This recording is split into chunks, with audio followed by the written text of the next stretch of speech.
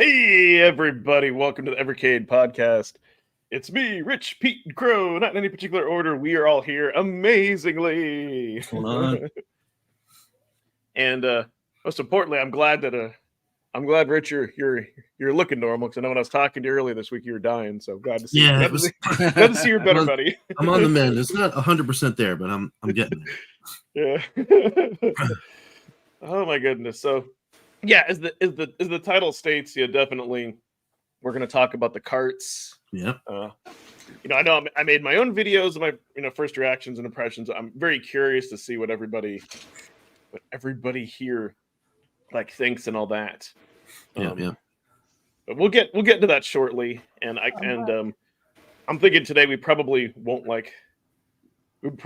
talk about any of the other computer collections, because I think that's going to overrun it. We will still do polls though before. Okay. Gotta do your polls. We'll see how long we talk, but I think this but I think this might take over, because there is a lot to talk about with with all this stuff. So how's everybody been doing? Hopefully you all been getting some Evercade on. I'm working. I've been doing all right. Doing all right, man. Actually, Pinball FX, Pinball M has been dominating my time just because of new System Shock and a ton of updates. Oh snap! I haven't looked at it yet. I just put out my Godzilla video, so it's so good. I gotta download the updates. Yeah, I saw that, but it's really good, especially when you wear it with headphones. The System Shock table. I'll wait for that one to go on sale. I got enough pinball to play through all the regular ones I bought during the Christmas break. So, yep, cool. Pinball for life. Things are going well. Good. Things are going good here. I'm glad that my my Duke Nukem 2 is on its way. Video Games Plus is so awesome, and they don't even know it's me.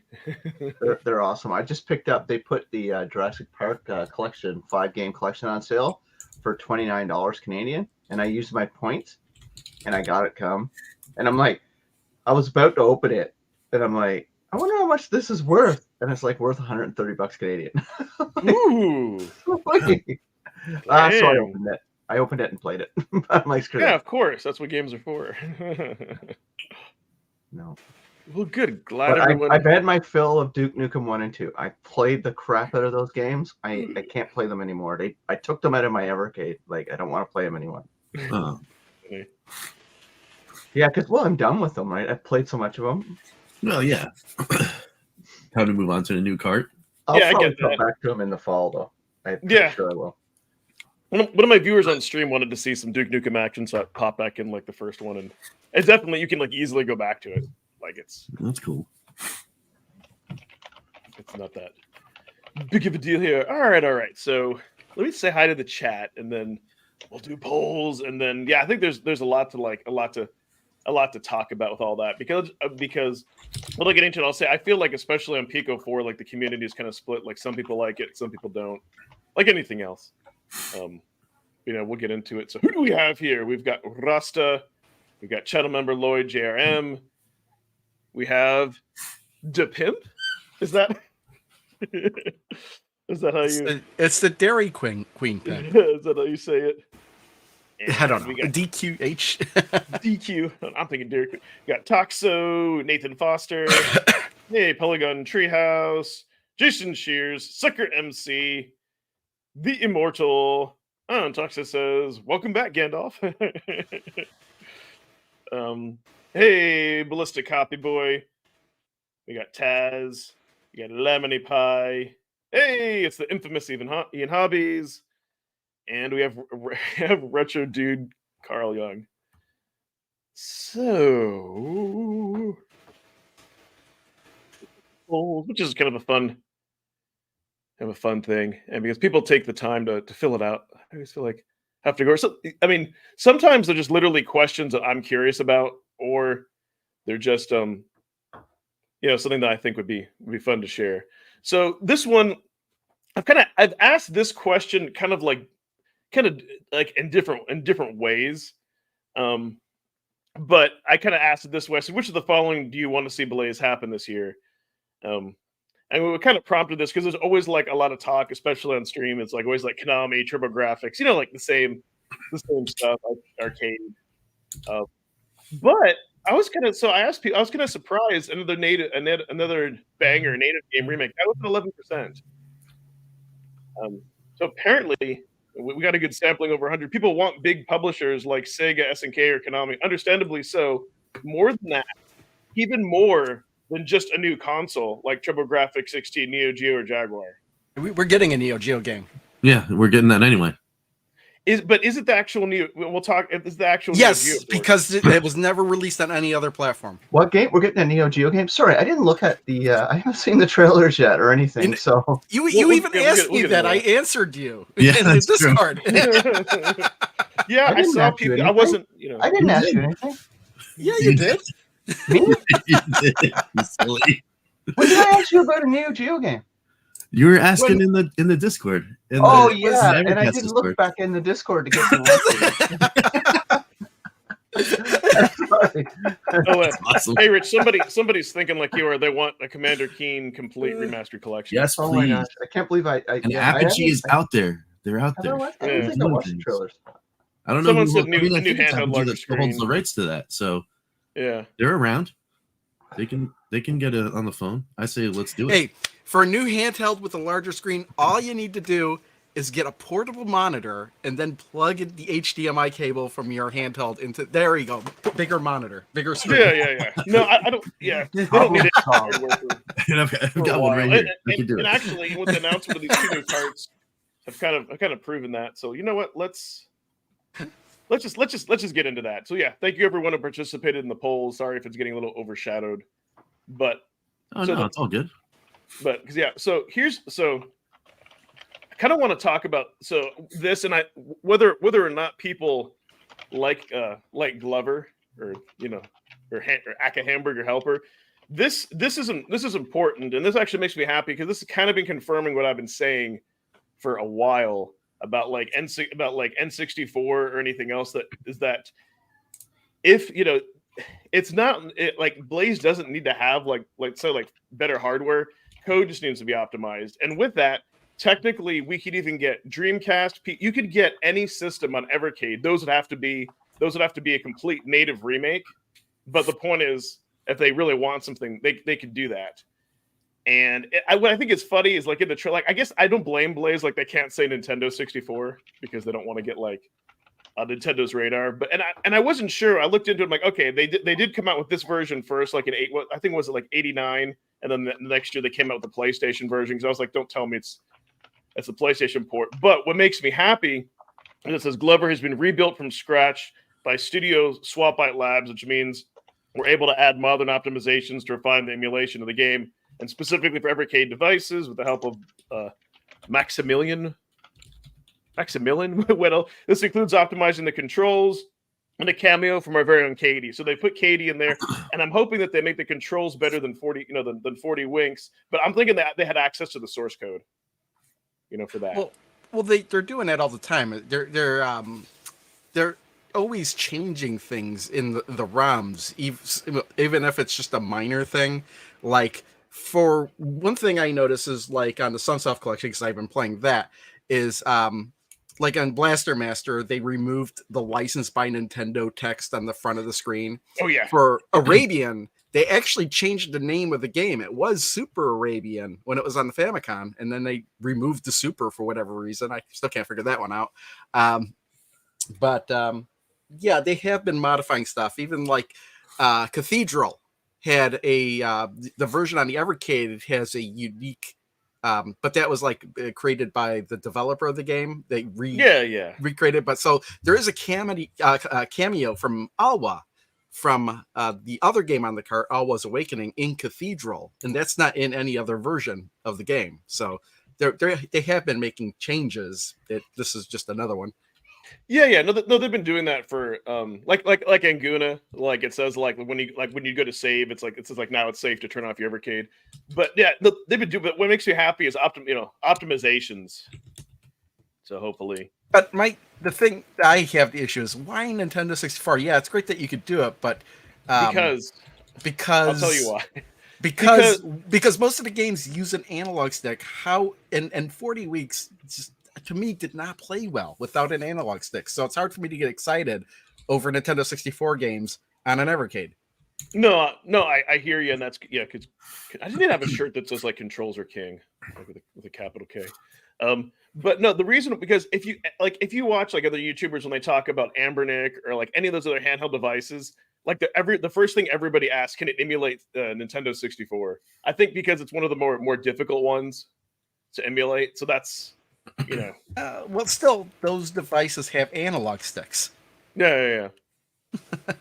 It's kind of like, yeah, we have PlayStation games, but I don't think we have like really any banger PlayStation games. I'm hoping Glover will be better, but they're there. But I think in Evercade's growth, like if they could get Sin and Punishment, which I think is like one of the best like N64 it's a rail shooter and it was like a Japanese exclusive, like that would be awesome.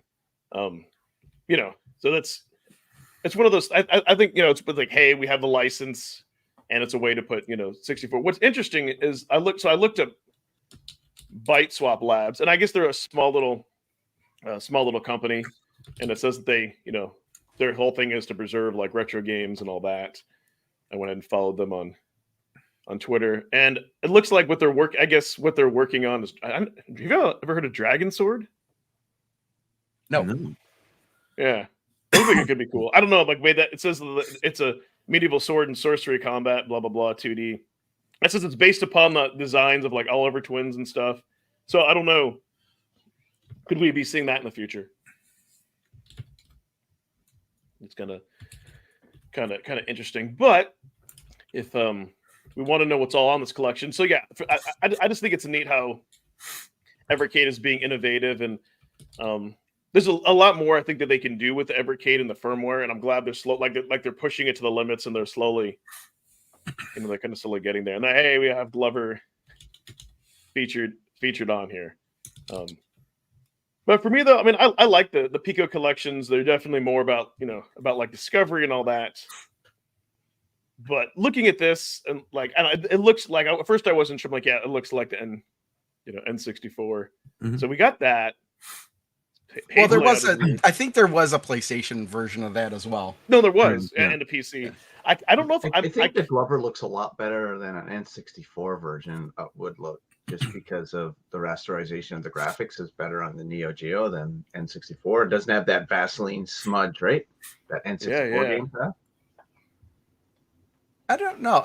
Here's the thing: is like when I remember looking at the trailer for this, I don't know why it just did not look. The footage that they captured for it just did not look like it was Nintendo 64. It looked.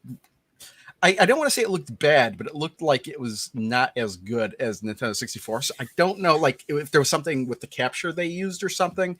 But I'm going to. Games don't look great natively anyway. I mean, they just don't, Crow. Like I've got this on my N64. Like it doesn't look great unless you do the Polymega tricks and do a bunch of stuff with it, like on the visuals. I think what they may have done is remove the anti-aliasing.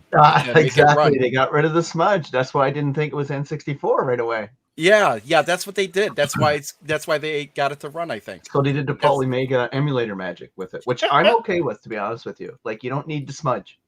And you know what? Right? If you're playing this on the handheld, it might not you might not notice it. But I think if you're playing this like on the Evercade VS or plug it into the TV, it might not look that great. No, it'll look jaggedy as old FE. Yeah, well, look at this screenshot. This looks like it's taken from 64. But no, it doesn't. It looks like it was taken from a PlayStation, because that's how I could tell that it doesn't look like a Nintendo 64 game. Okay. Because you can see all the jagged, look at all the, like the angles and stuff. It looks like that, Crow, when you do the like you do the magic with it and get rid of the smudge on. I know Polymega because I can actually boot it up and look at it right now. Actually, I should do that. Let me do that. Yeah, because for me, like it looks like running it on an emulator. Yeah, that's a good point. Dub 64. It looks like the DS, like when they put Super Mario 64 on the DS. I mean, if you're looking at it on a small screen like the DS, it looks perfectly fine. But when you emulate it and you blow it up, it looks it just looks like all We're such jaggedy. nerds, aren't we? Oh yeah. Well, so But that's weird. That's the weird thing, though, that they keep using just 64-bit 3D platformer.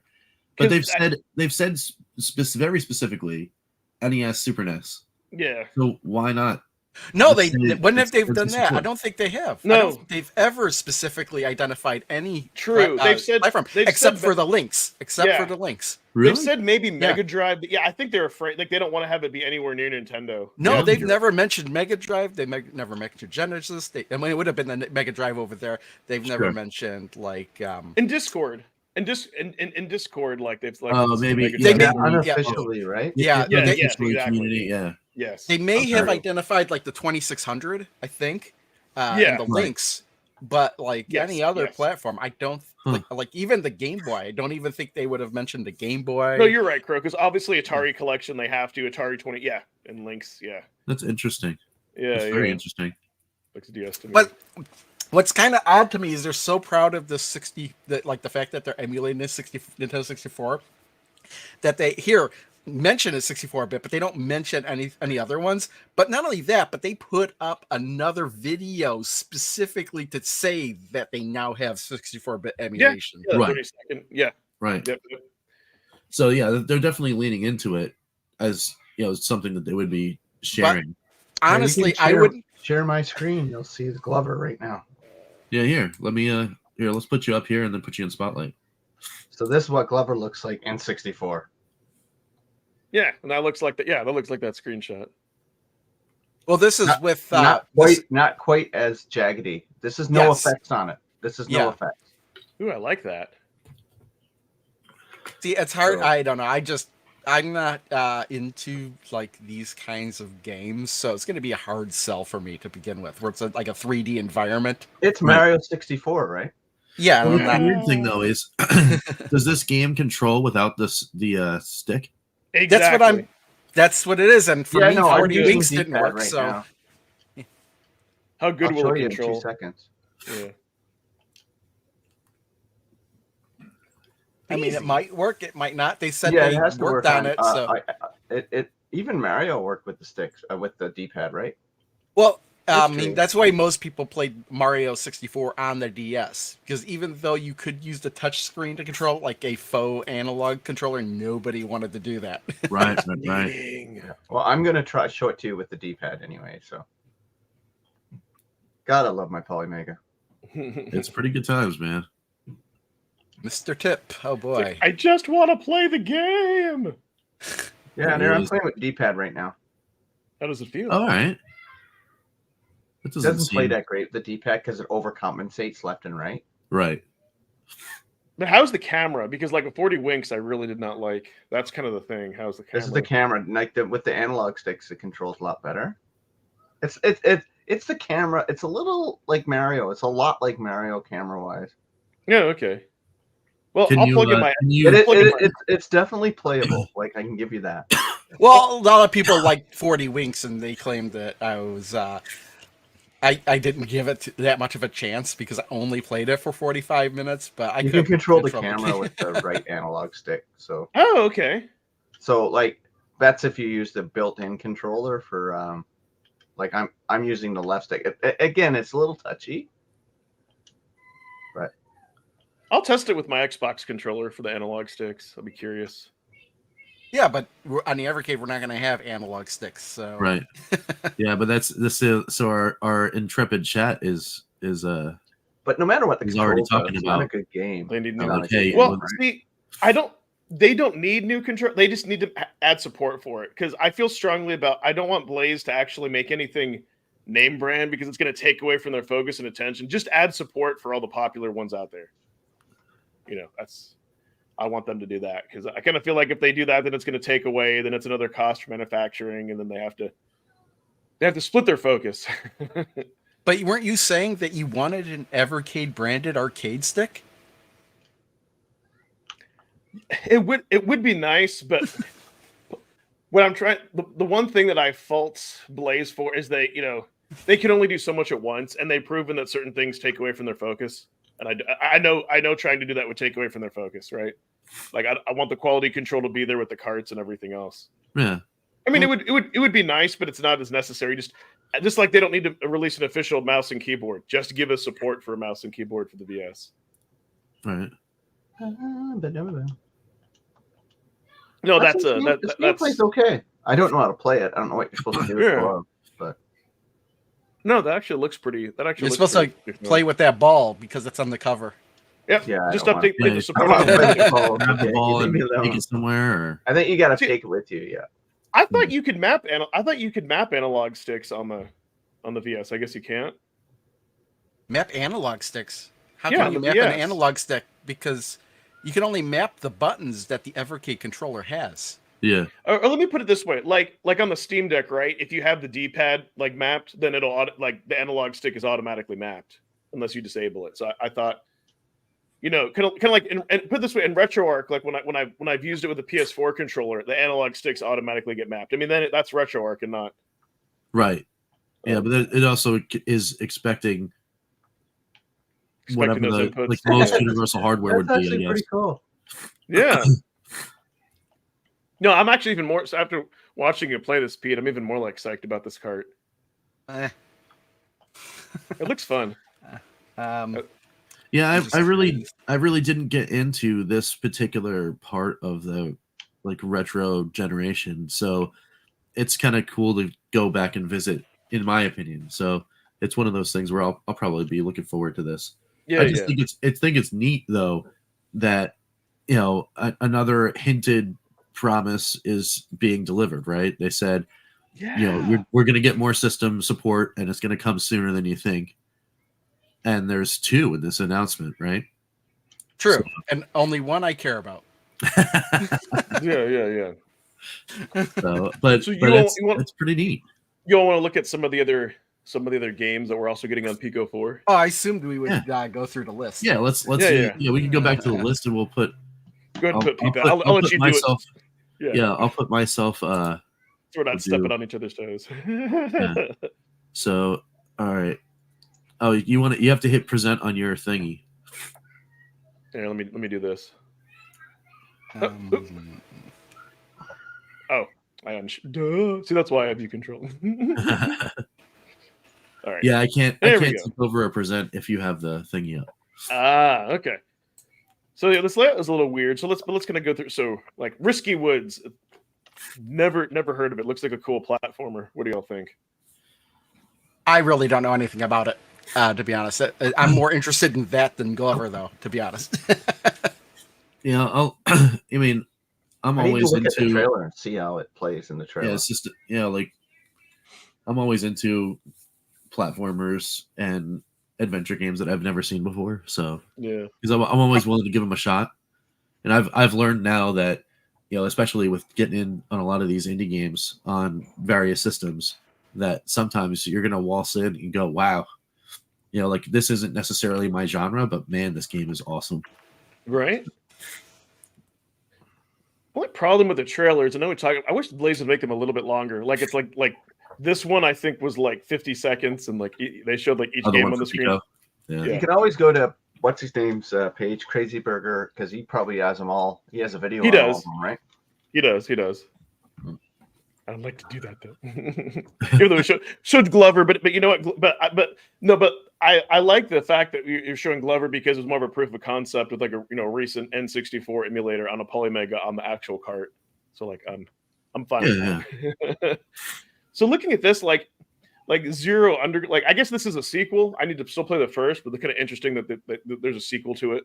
Mm-hmm. Well, actually, Zero Tolerance was like the best game in Pico 3. And the funny thing about it is it's a public domain game. Yeah. Is it really? Yeah. It's kind of cool. A lot of That them is should cool. start turning into public domain. Probably the 70s games should, right? Really? Yeah, 50 this years? was I don't What know is- what it is for a Oh, game. 70 years? I don't know. I don't know about games, but there was a specific situation that landed Zero Tolerance into the public domain. But Zero Tolerance Underground, I'm not familiar with this because I thought the sequel was called Beyond Zero Tolerance, and that game was never released. Huh. So this game, I don't. What is the story behind this game? Honestly, I'm looking it up, and I was like, wait a minute. I thought the sequel was called Beyond Zero Tolerance, and that was never released. So what is Beyond Tolerance Underground? I'll tell you the game to the right of the Street Racer. Like this looks like I'm getting like Mario Kart. Like It looks like it's an unreleased Genesis game. Well, yeah. So was Beyond Underground Zero Tolerance. So is this the same game as Beyond Zero Tolerance, or is this a different game that was never released? Ooh. Yeah, previously unreleased Zero Tolerance, Severa by Qbyte. You'll have to Nothing get more on on that that, site. Thanks. Yeah, I don't know. This is a mystery to me. Yeah. But yeah, Street Racer really excites me. We need it like Really? here's the thing. You're not getting Mario Kart vibes? I remember playing this on the PlayStation, and I was like, I did not like it. And this is the Super Nintendo version, probably. So, What did you like about it? It was just really bland. Like when you compare it to like Mario Kart, like I thought I was getting Mario Kart on the PlayStation, and like, it's got, it just doesn't feel that good. I don't know what it is. So about the controls exactly. aren't as tight. I'm sure it's fine. It's just not like if you're expecting like It's Mario hard Kart. to have a good kart game, right? When Mario exists, like I mean, Sonic Racers that came out on the Vita was probably, I forget what the official name was, probably the best kart racer outside of Mario I've ever played. It's like the Sonic music was All-Stars bland. Racing.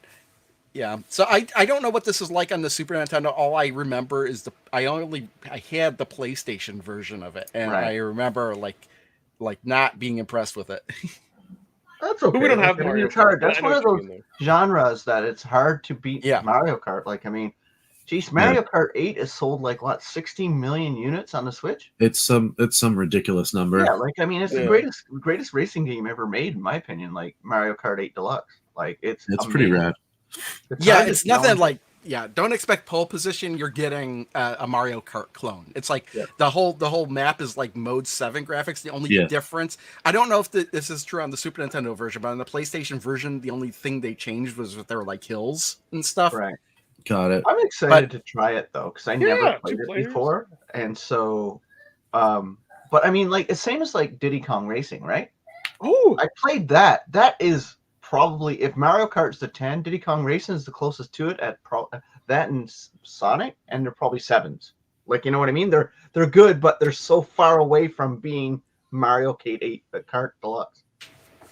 If this is true, if it's you like know another good kart racer, Mod Nation Racing. Have you ever played that? I actually have that. I might still have it. That's where I like that because you can make your own tracks and stuff. Yeah, Mod and you should Nation try that one if you like kart game. Mod Nation Racing. It came out on PlayStation 2 or 3. No, PlayStation 3. It's PlayStation 3. Yeah, but man, it is such a fun game.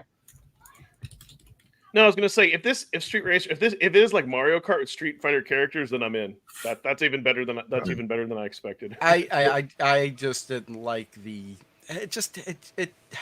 presentation, and it just felt like a boring Mario Kart. To be honest, can I ask you this, Crow? Yeah. Since we'll never get Mario Kart on the Evercade, I think we can all definitely say never to that one, right? Yeah, probably. Yeah. Is this something that is not? I hate the word good enough, but is it good enough for us? Like, let me just say it's not bad. It's just not that. Well, that's good then. There's a lot of bad Evercade games. Yeah. There's a lot of bad games on the Evercade, so this one's not bad. I'll take it. Again, I'm going off of like 30-year-old memories, more or less, at this point, too. Yeah. Like 25-plus-year-old memories. I don't even remember talking to you on Discord this week. and I remember it because I rented it, and I was like, I was like, whatever. I'm excited for it.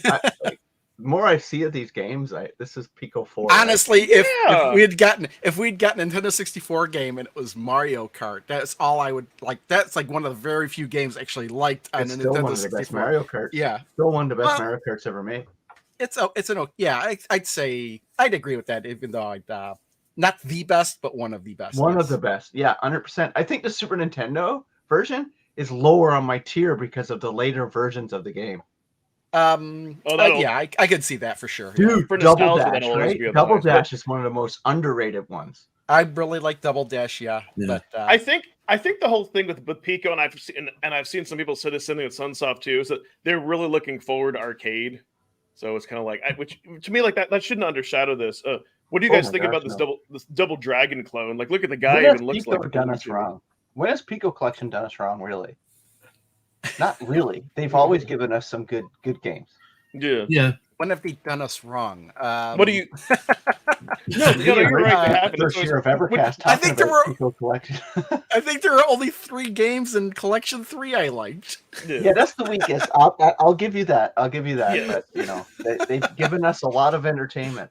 I mean, Pico yeah. Collections have given us a lot of well, entertainment.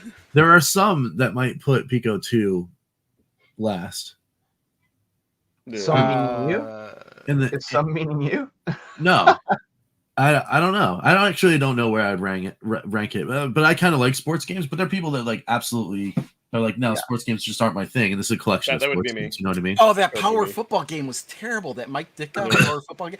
Oh Yeah. wow, Yeah, but Pico What do you guys won, think about this like, double we dragon clone, Target Renegade? Or it looks like it.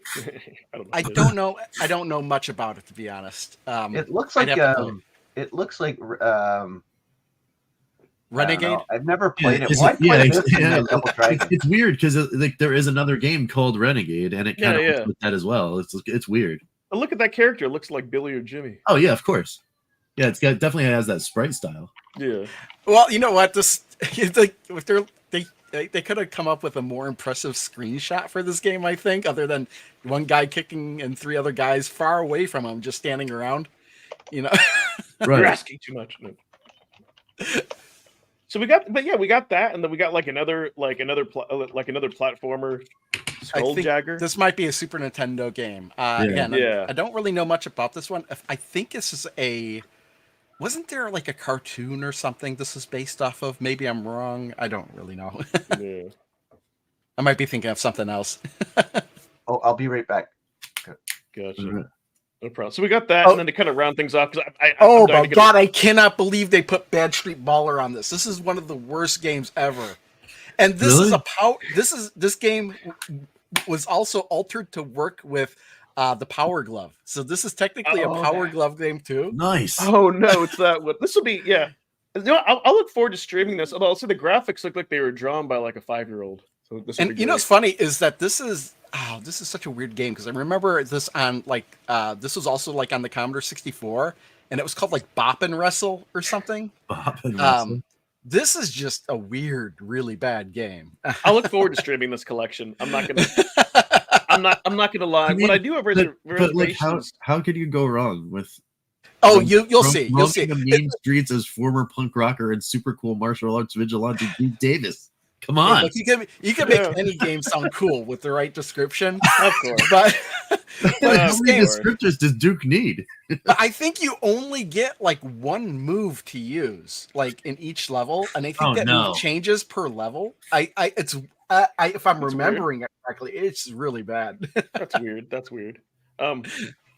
And I was gonna say like things like Mermaids of Atlantis. Like I don't know because like No, you know what this is? I was amazed when I saw this. This was the most shocking game to me that I saw on here because this is Bath Bubble Babes. Oh yeah. This is really? it's the non-adult version of Bath Bubble Babes. Wow. Oh, okay. I mean, hey. I guess We'll if see they how- have the license.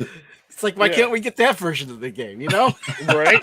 No, people believe me. Like the adult version of Glass. Like yeah, people have asked for. Well, no, it's like I think they Glass. don't want to get slapped with an AO here in the States. I think that's the reason. Yeah. Glass. Well, why wouldn't it be M? I mean, it's just a little nudity, and movies have nudity in them, and they're rated R. You know. True. But the thing is, and there's games with nudity in them too, like God of War and stuff. It's and those true. are rated M. That's true. So, but the funny thing is, I forget what I was going with this, but the difference with Glass was they actually modified the ROM so it would be on the Evercade. This was actually they actually did make the 2 different versions of the game. Back in the day. It's not like they modified this to be on the Evercade. Sure. They just chose this version of the game. Yeah. I'm always looking for like that Tetris clone replacement. I know this isn't going to be it, but that's why. Maybe I set myself up for disappointment. But I'm like, maybe it'll be good. We'll see. It might be fine. I don't know. but Yeah. but the whole appeal with this game was that it was bath bubble babes. I think. Oh, of course. It kind of did look familiar. Yeah, I was wondering. Yeah, that's excellent. And then we have like this like Star Fox kind of wannabe Star X. Yeah, I'm not sure about this. When they say it's a 30-bit, I want to say this looks like this has got to be a Game Boy Advance game because of the aspect ratio. Oh, I was thinking No, PlayStation, but yeah, maybe. No, this has got to be it's got to be a Game Boy Advance game. Well, let's do some research. I mean, I honestly, I could just type it into the browser and find out.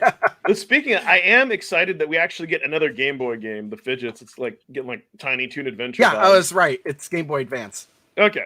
So we get a Game Boy Advance and a Game Boy game, which is great. Like we need more Game Boy. You can't get enough Game Boy Advance games in my book. I think Game Boy Advance games, and actually Game Boy games, I never played them when I was a teenager, so I'm okay with that.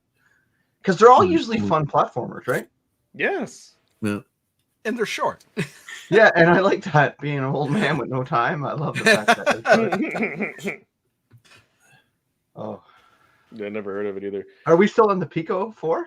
Yes, we are. Yeah, I think we're about rounded. But I wonder how too, many like, more Piko games is there out there? I was like, oh my goodness, we just I have know, to go to their Pico's got website. so many games. I'm okay with like Piko going up the Piko 10 because they're always fun. Like, Yeah, I wouldn't mind it either. I honestly would like them to take a break from Pico for a while because it's always like it's a soft spot for Picos because we spent the first year of this podcast talking about Piko Collection 1. Yeah, and I know how much you guys like it. I still don't see it as that great of a collection either.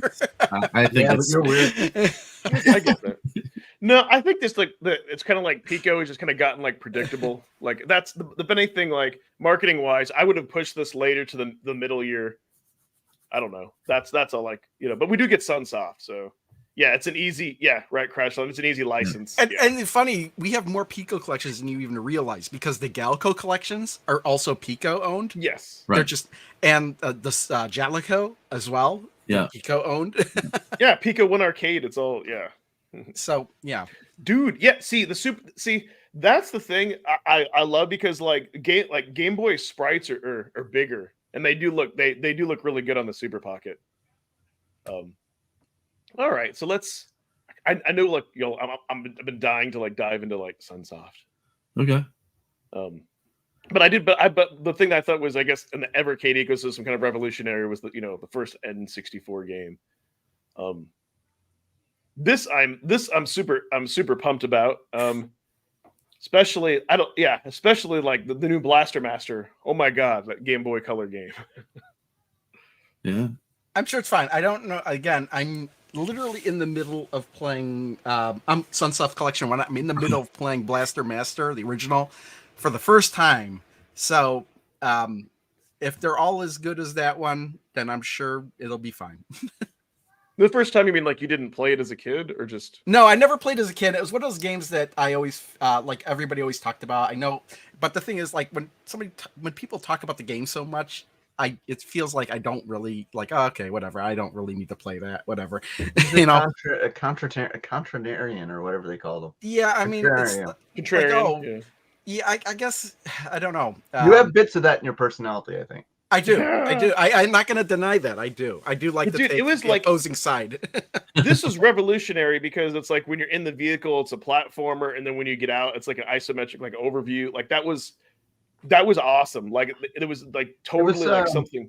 Zelda introduced that a bit, right? Zelda 2, side scrolling, and in an overworld, you're top down, right? So, yeah, this is a great game.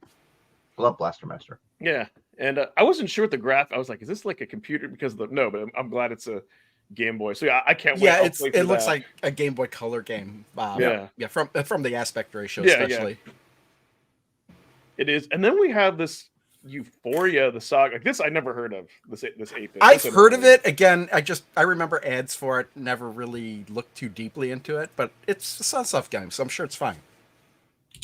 This seems like this game would more belong like on a Piko collection, like days before Christmas. Like, check Yeah, I out your kind of Santa tried to Claus. figure that one out. I've never heard of this game. I've heard of it. The reason you've never heard about it is you just look at the description. It was never released in North America. Oh, okay. Is And he it looks like a like- drunk Santa? Hmm? Is he like a drunk Santa days before Christmas? Oh yeah. No, I think you might think it would be better if it was blazed before Christmas. Oh, that would be great. Is this the first holiday game? Like I- Christmas holiday game?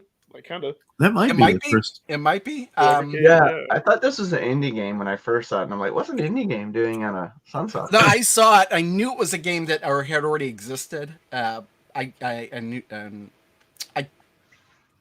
then I realized, we never saw it here because, again, it was European and it says Australian exclusive. I never knew it was Australian, but I knew it was only in Europe. I've seen videos of them talking about this. Yeah. Somebody make that game. Yeah. Oh my god. Yeah. So yeah, I thought they got it mixed up with a Piko board collection game. No. Yeah.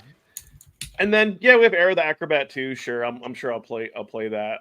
I haven't gotten to the first one yet, so It's again, not it was Sonic, but it's it's fun. it was a mascot platformer, and I never yeah. it was one of those games I kind of tended to avoid it just because it was same thing with Zero the Kamikaze Squirrel. That I'm looking forward to. That looks that and then like the Primitive Prince again, another Game Boy game like that. Like it was exclusive to Japan. That looks. I really so this is the Okay. Neo Geo game. Let me stop you right there because Okay. I may have been mistaken because I was looking when I looked this up the first time. I couldn't see that this was released anywhere else, except now I was looking it up and it was on the PlayStation. It was on the Saturn, so we may be getting a PlayStation game here. Oh, okay. The reason why I would have been surprised because like It might still be the Neo Geo version. I can't tell. That's the thing. It's like I won't know until we actually get it in our hands. it looked Because the Neo Geo game does look like that too. I remember emulating like a long time ago and going through all the games and hitting it, and it kept popped up as a Neo Geo game, and it didn't look like any of the other fighting games for Neo Geo. It looked completely different. yeah. So whether or not it's a good game or not, I don't know. It's probably based on the reviews I looked up just recently for this, the average rating of this game. It's probably gonna be one of the better fighting games that we have on the Evercade, if not the best, because I don't know if there was anything We do better have than Street Play Fighter Fight. 2 on the Evercade. Okay, you know what? I keep forgetting about Street Fighter 2 because you can't it's play it locked on to the the VS. XP. It's locked to the XP. Yeah. So See, I Technically, don't this see could be the the best Universal one.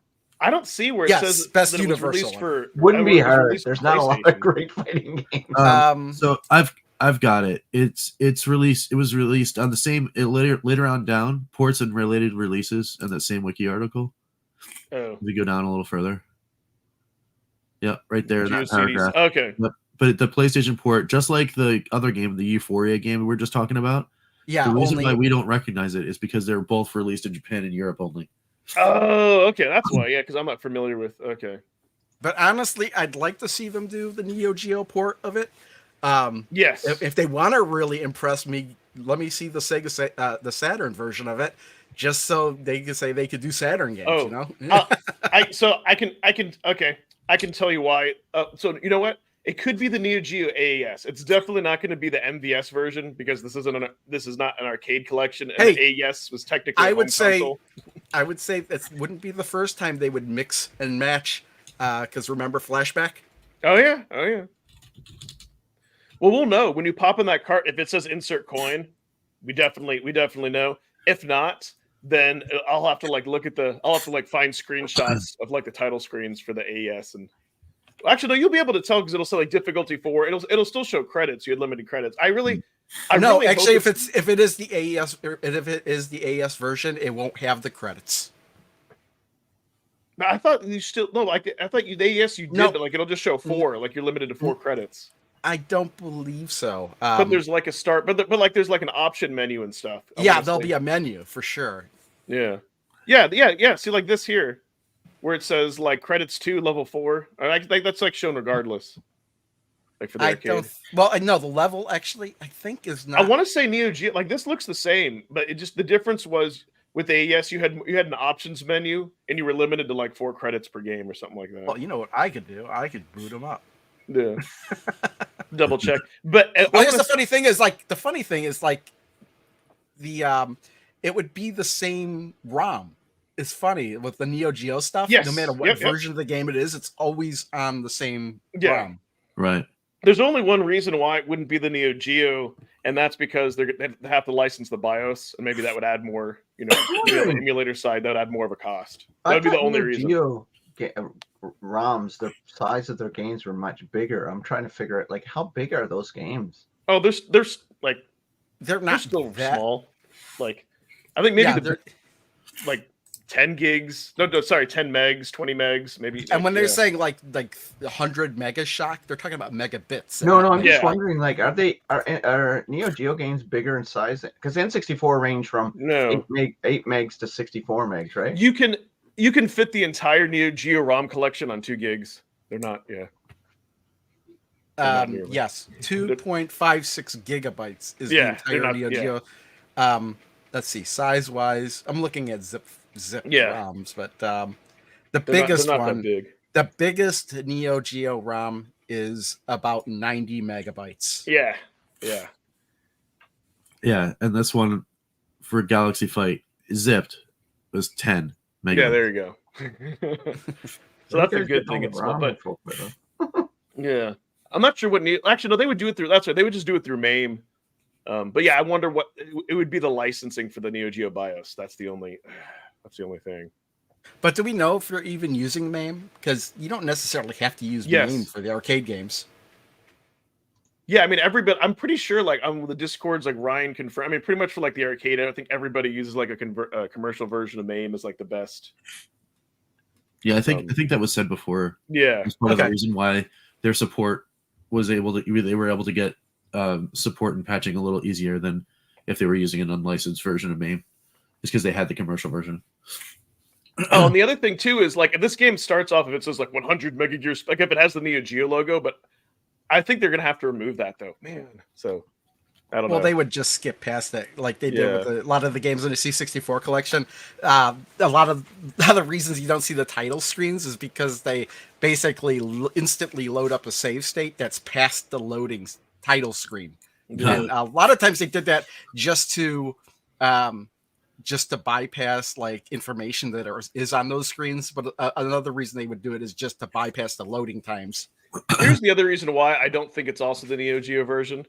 Like, just like I think they would have like a separate article, like plastering it, like, "Hey, we've gotten the whole," I think they would have made a big deal of it here. I could be wrong on that, but I mean, I want to say that they've had things in the past where it's like, oh, this is the first whatever game, Game Boy Advance or Game Boy or whatever, and they actually haven't mentioned it. Yeah, Oh. they They made a haven't big deal mentioned- about 64 because 64-bit was another evolution of good game point. types that they can offer. Good So point. that's pretty big deal, but not like the system that like they don't seem to be making too much fanfare about that. It's still kind of like it's kind of a little bit of an irritant for me when they say 8-bit and 16-bit and 32-bit, because all that is we all know those are just marketing buzzwords. That doesn't really mean anything. Yeah, I mean, I think to them maybe it's just trying to signify generation. But if they did, I mean, the PlayStation 1 was the same generation as the Nintendo 64. True. And that was 32-bit. 32 and 64-bit, yeah. I mean, if they get a Jaguar game, or are they gonna if this was a Jaguar game and they put Jaguar games on here, would they be saying, "Hey, first 64-bit game, do the math"? I'm sure that. I mean, you know what? I'm sure they would though. They would I wish, absolutely though- lean into it. There's no question. I wish we could have gotten. I guess that's why I'm not in marketing, because I'd be like, Yeah. we can't do that. That's like lying.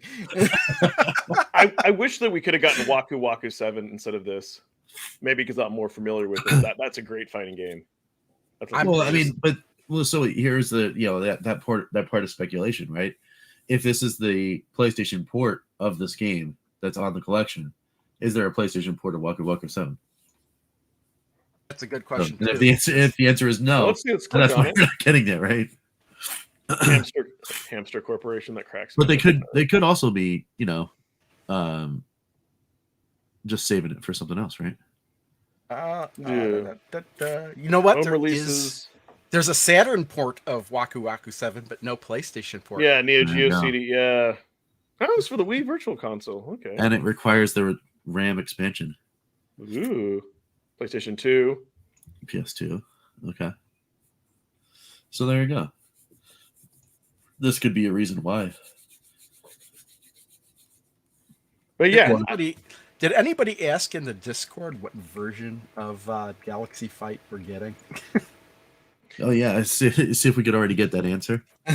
No, I haven't and I think a lot of. I mean, it's great that Blaze is busy with stuff, but it seems like there became a point where they just yeeted out of Discord, and they're just not as accessible. Which I mean, I guess fine, but I don't blame them. Discord is a cesspool of grossness.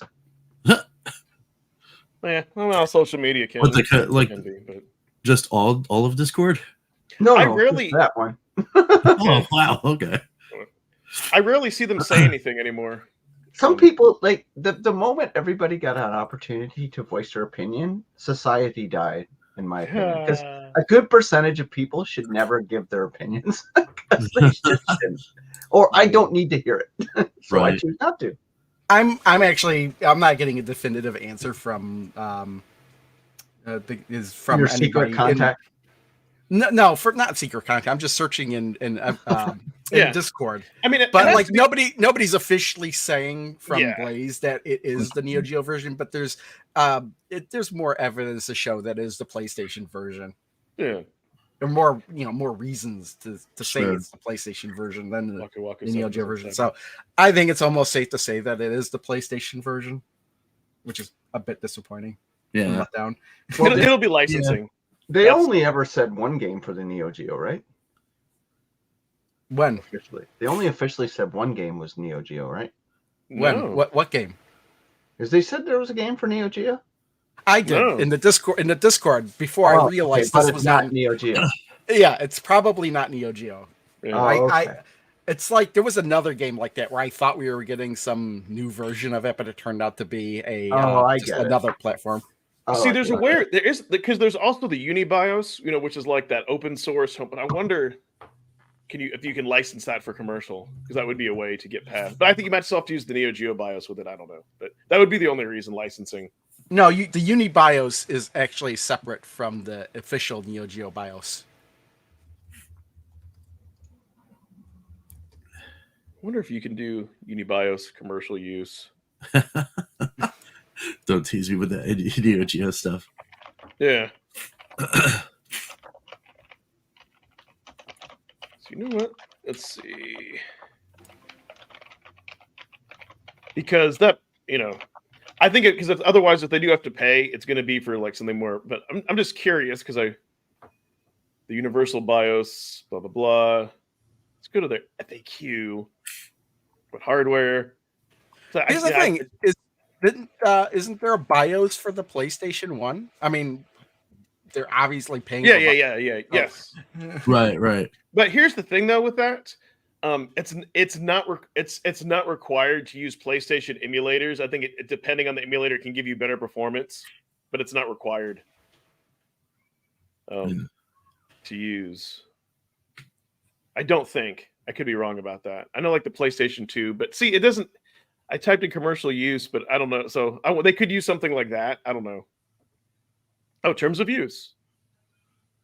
Do not reverse engineer. Do not provide service offering. Do not include. You can use this as long as you own the original hardware. Blah blah blah. Yeah, I don't know. Who would they need to go to use the official BIOS? Is SNK still around? I don't think they are. It's SNK Playmore. No, they are. They are, but it's not the original. I remember. No, it's like Atari. They went out of business. Playmore bought them. They became SNK Playmore, and then they dropped the name, so now they're just SNK again. But it's it's like the whole Atari situation, right? Where they were bought up, and then they changed their name, and now they're Atari. Yep. Yeah. But yeah, with the Jaguar collection thing, at least now there is actually a stable emulator that's lightweight. So that actually probably could be put in a BIOS. I don't know like how much hardware specs you actually need to run Jaguar stuff.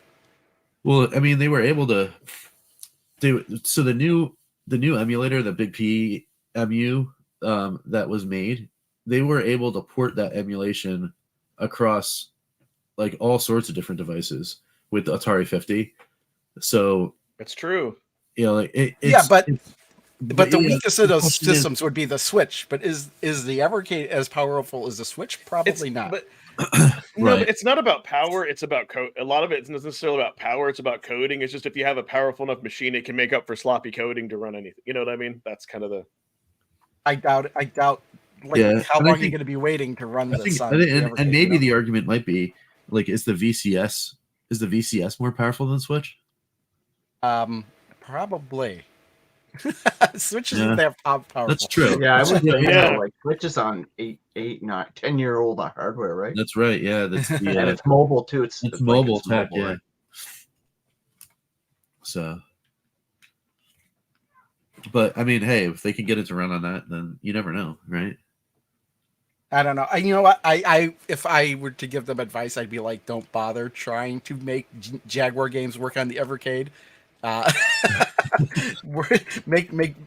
Make sure better games like on other platforms work better. Jeez. Come on, the only game I would really care to see, like maybe one or two games, Jaguar games, Tempest 2000, and maybe Alien versus Predator. Okay. If they put out a Jaguar like remastered collection and kind of did what they did to Duke, and they had like 5 or 6 games, I think that would be huge. I think that would do well. Yeah, I mean, well, there would be people that would probably want to buy that just to collect it. To be honest. Yeah. Especially or emulation and not. But I think that's the next evolution of Evercade. Remaster things, make the games so like they're natively widescreen, like they did at the Dukes. That is so awesome.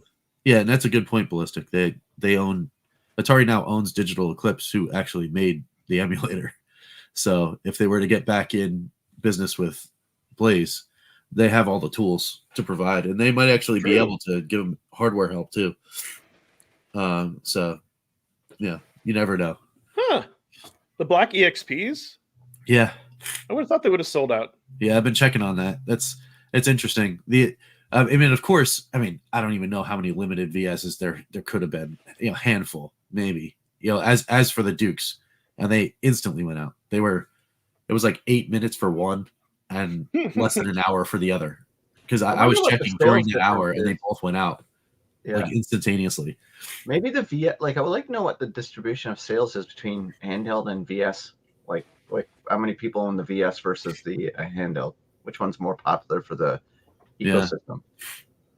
So the only other thing though is, I guess, like for the Evercade EXP Limited, is it because maybe there was like extra in that second batch that they made, and it was like over an allotment, and that's why there's yes. more? You read my mind, Rich. I was going to say I think there's still a lot of them because of the stolen shipments that they made more. Yeah, or they recovered the stolen shipment and they can sell them now. Correct.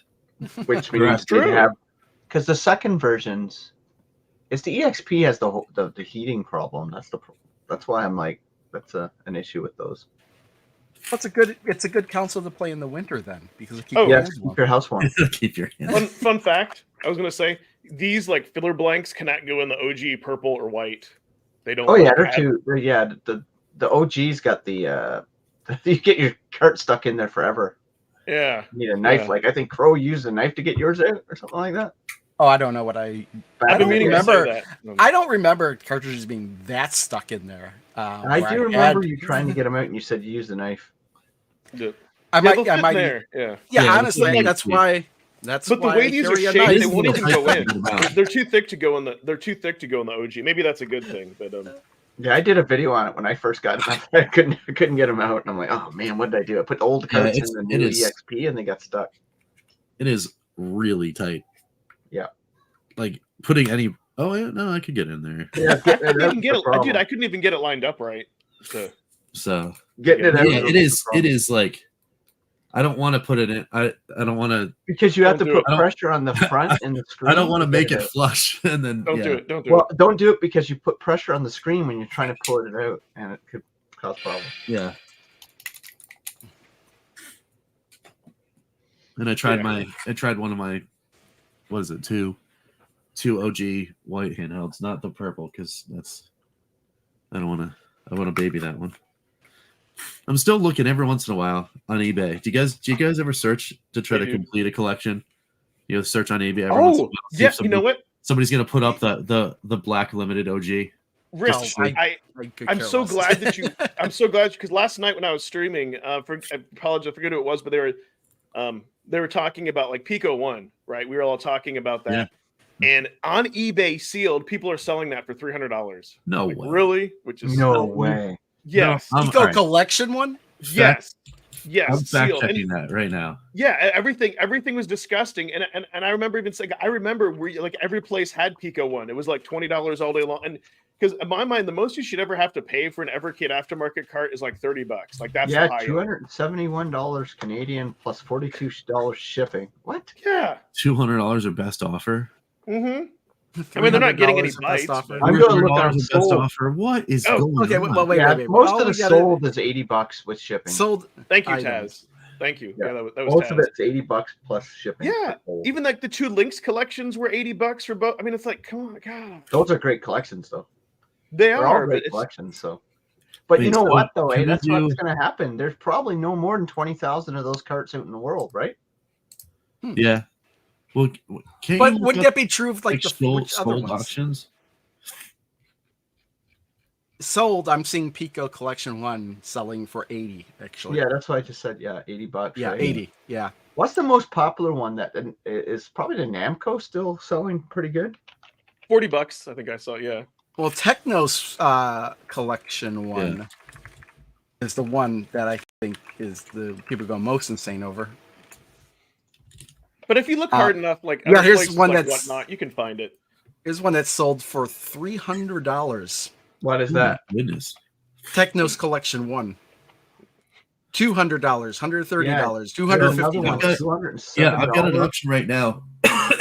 Man, that was Techno's like collection only a 1. few weeks ago. That's crazy. Techno's collection 1 with bids on it, $151.68 right now. Oliver With bids. collection, Oliver twins. That's So crazy. for that reason, any of Time the for me cards to that they don't sell make all my anymore, card catalog. I won't travel with my Evercade. Like I don't want to bring those out of the house. for that reason. It's funny that Oliver Twins is selling for so much because I actually destroyed an Oliver Twins collection cartridge. Yeah, Did you really? I traded Yes, I mine did. in when I got this. So I don't, I didn't want to have to like mess Because with I all was that. experimenting with the cartridge, so like I picked one of the ones I didn't like so much.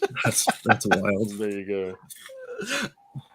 Oh, But yeah, well, things are kind of getting crazy with that. For a while, like you would see people posting to like the Facebook groups, "Hey, I want to sell my Evercade collection," and it would be like a VS console or like an EXP for like $200 or 20 games. So you just kind of have to like look around, kind of depending on what you want to get. Oh well, look at this one. Evercade Technos Collection 1, $400 sold plus $20 shipping. wow. $20 shit. That's got to be fake. No, it's sold. The reason is because Oh, Canadian money. That's what it is. Yeah. but no, that's still like $300 American. Yeah. It's $20 It's still a shipping lot of because you money. insure it. In Canada, to insure something, the minimum is $13.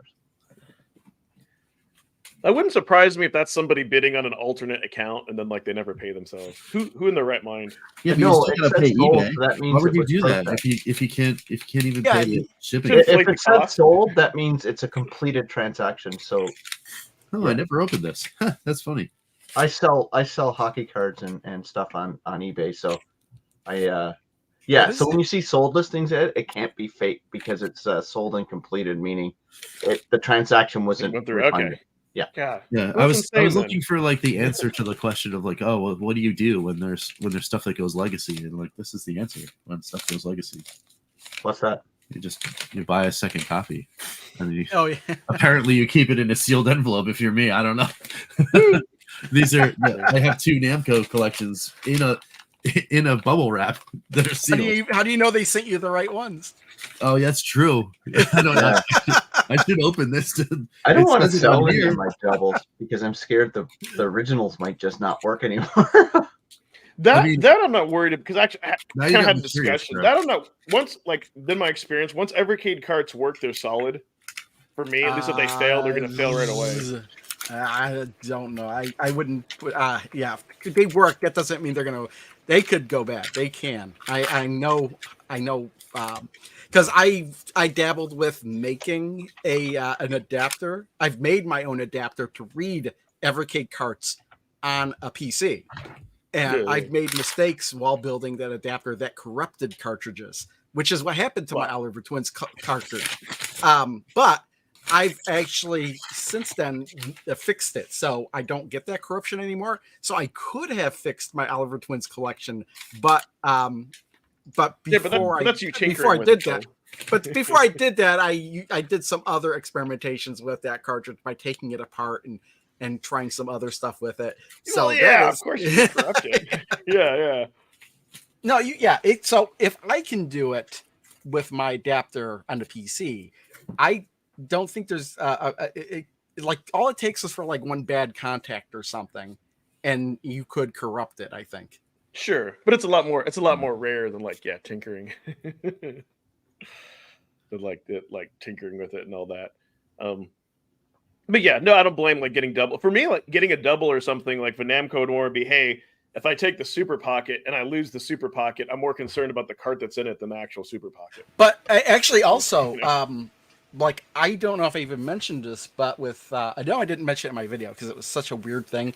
But for Piko Arcade 1, that game Ultimate Tennis, that was the first cartridge I put in, and they wanted to update the cartridge, so I updated the cartridge, and for whatever reason, Ultimate Tennis was not working correctly.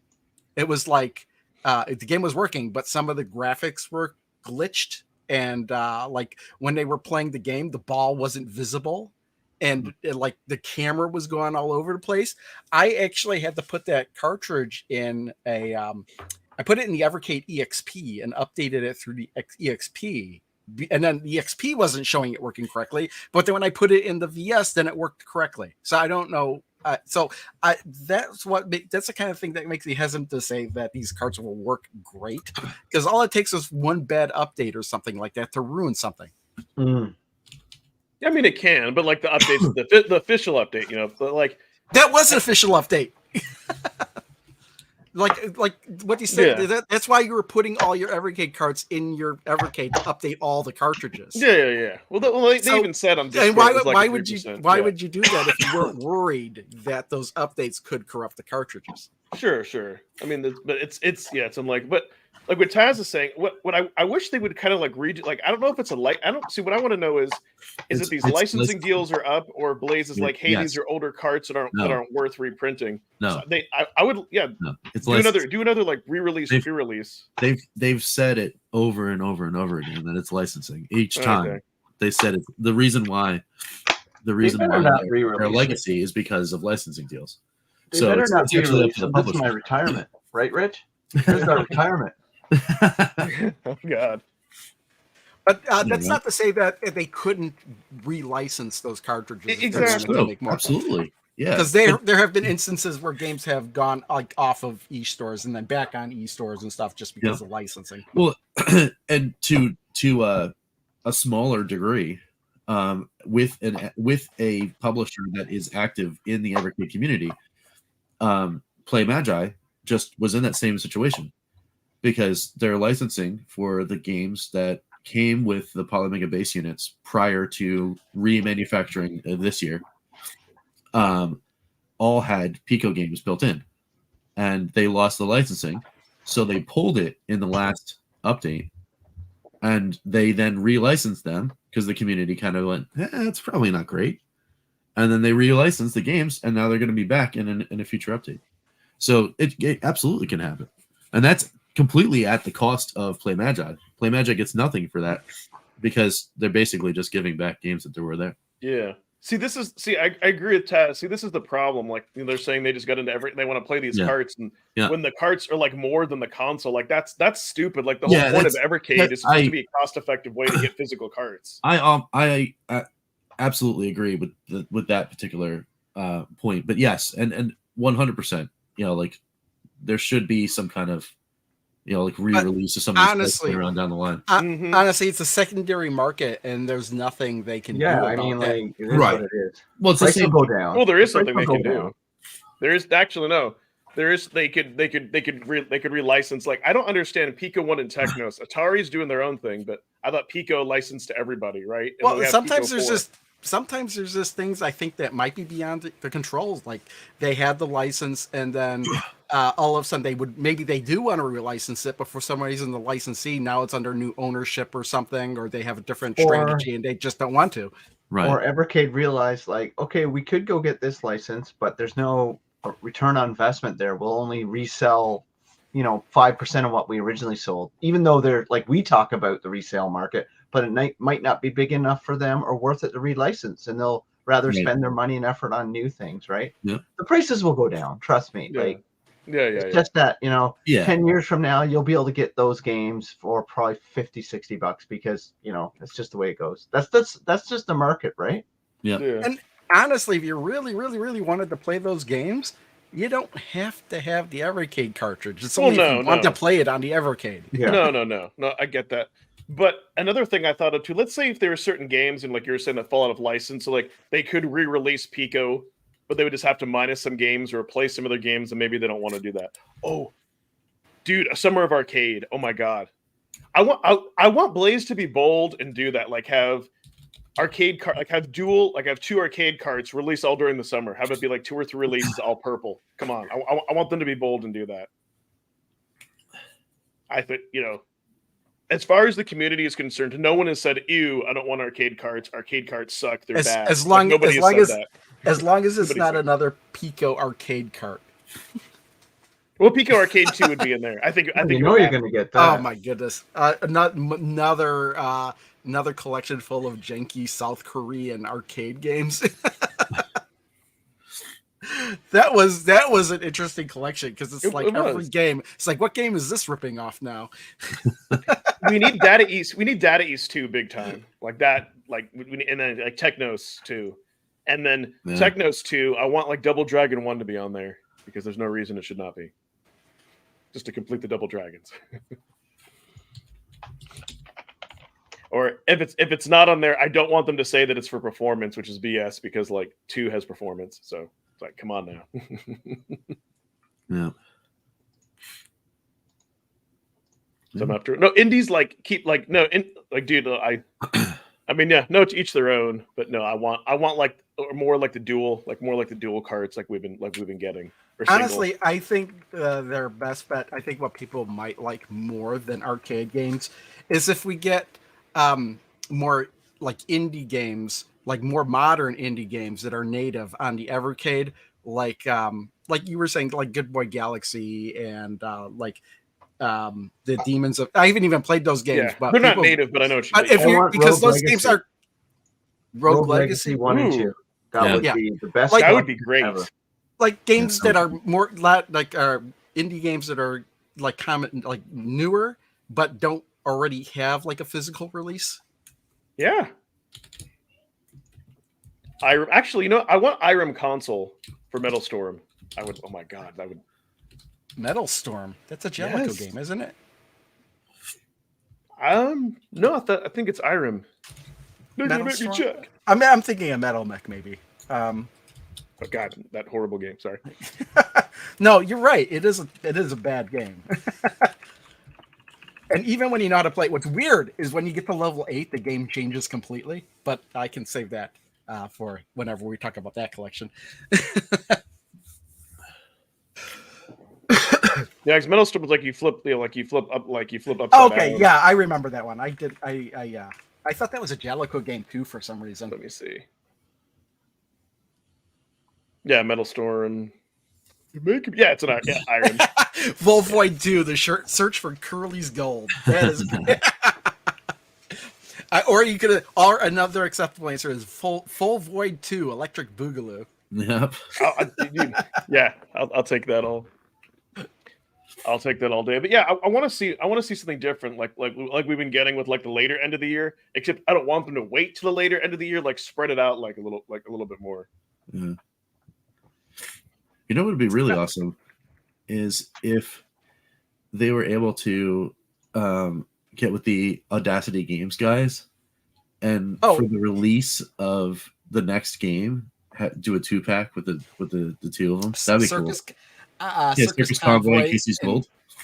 You know what's funny is I've been listening to like podcasts. I'm listening to older podcasts. I'm trying to catch up, and they were interviewing either Gary Kitchen or Dan Kitchen or both of them in this one, and they were talking. I didn't realize it, but wasn't Casey's Gold supposed to come out before Circus Convoy? Yes. So how is it that Circus Convoy came out first, and it's been like 4 years or so already, and we haven't seen Casey's Gold? And so what happened? And Kitchen keeps saying that it's going to come out, but I mean, I'm waiting to play it. Oregon Trail, Circus Convoy was great. That was a great game. But what version of Oregon Trail? Because you know what's interesting is that there's somebody made a version of that original Oregon Trail for the Nintendo, for the NES, but it only exists in a handheld. Give me a second. I would say whichever one doesn't require a keyboard or mouse to play. Ultimate Tennis 2, the Empire Strikes. And maybe that would be it. Here, I got this Oregon Trail handheld here. That's awesome. And it's shaped like a computer, but there's a Nintendo. It's like an NES on a chip thing, and apparently the battery's dead in here. It turned on. But yeah, this is Oregon Trail, but it looks like it's like the Apple II version, but this is clearly an NES ROM running on an NES and a chip. So get this on the Evercade, why not? You know, that'd be kind of cool. Evercade has plenty of buttons.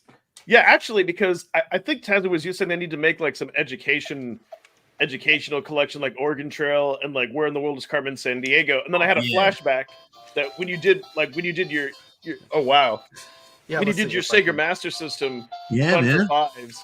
And I immediately dismissed Carmen Sandiego, and it was like one of my favorite Fun for Fives that you've done. Right? Yeah. Because it's awesome. Yeah. They did a Carmen Sandiego one of these too. Yeah, like no, I was invested because cool. I remember like because Rich had gotten like towards the end, and then he didn't have like the passport. I was like, oh man, you know. But it was like it was great. No, that's awesome. But yeah, I would take one of those. But yeah, I'm curious to see what they do for the next. I just hope they don't wait till the later half of the year to release their bangers. Like, come on. Yeah.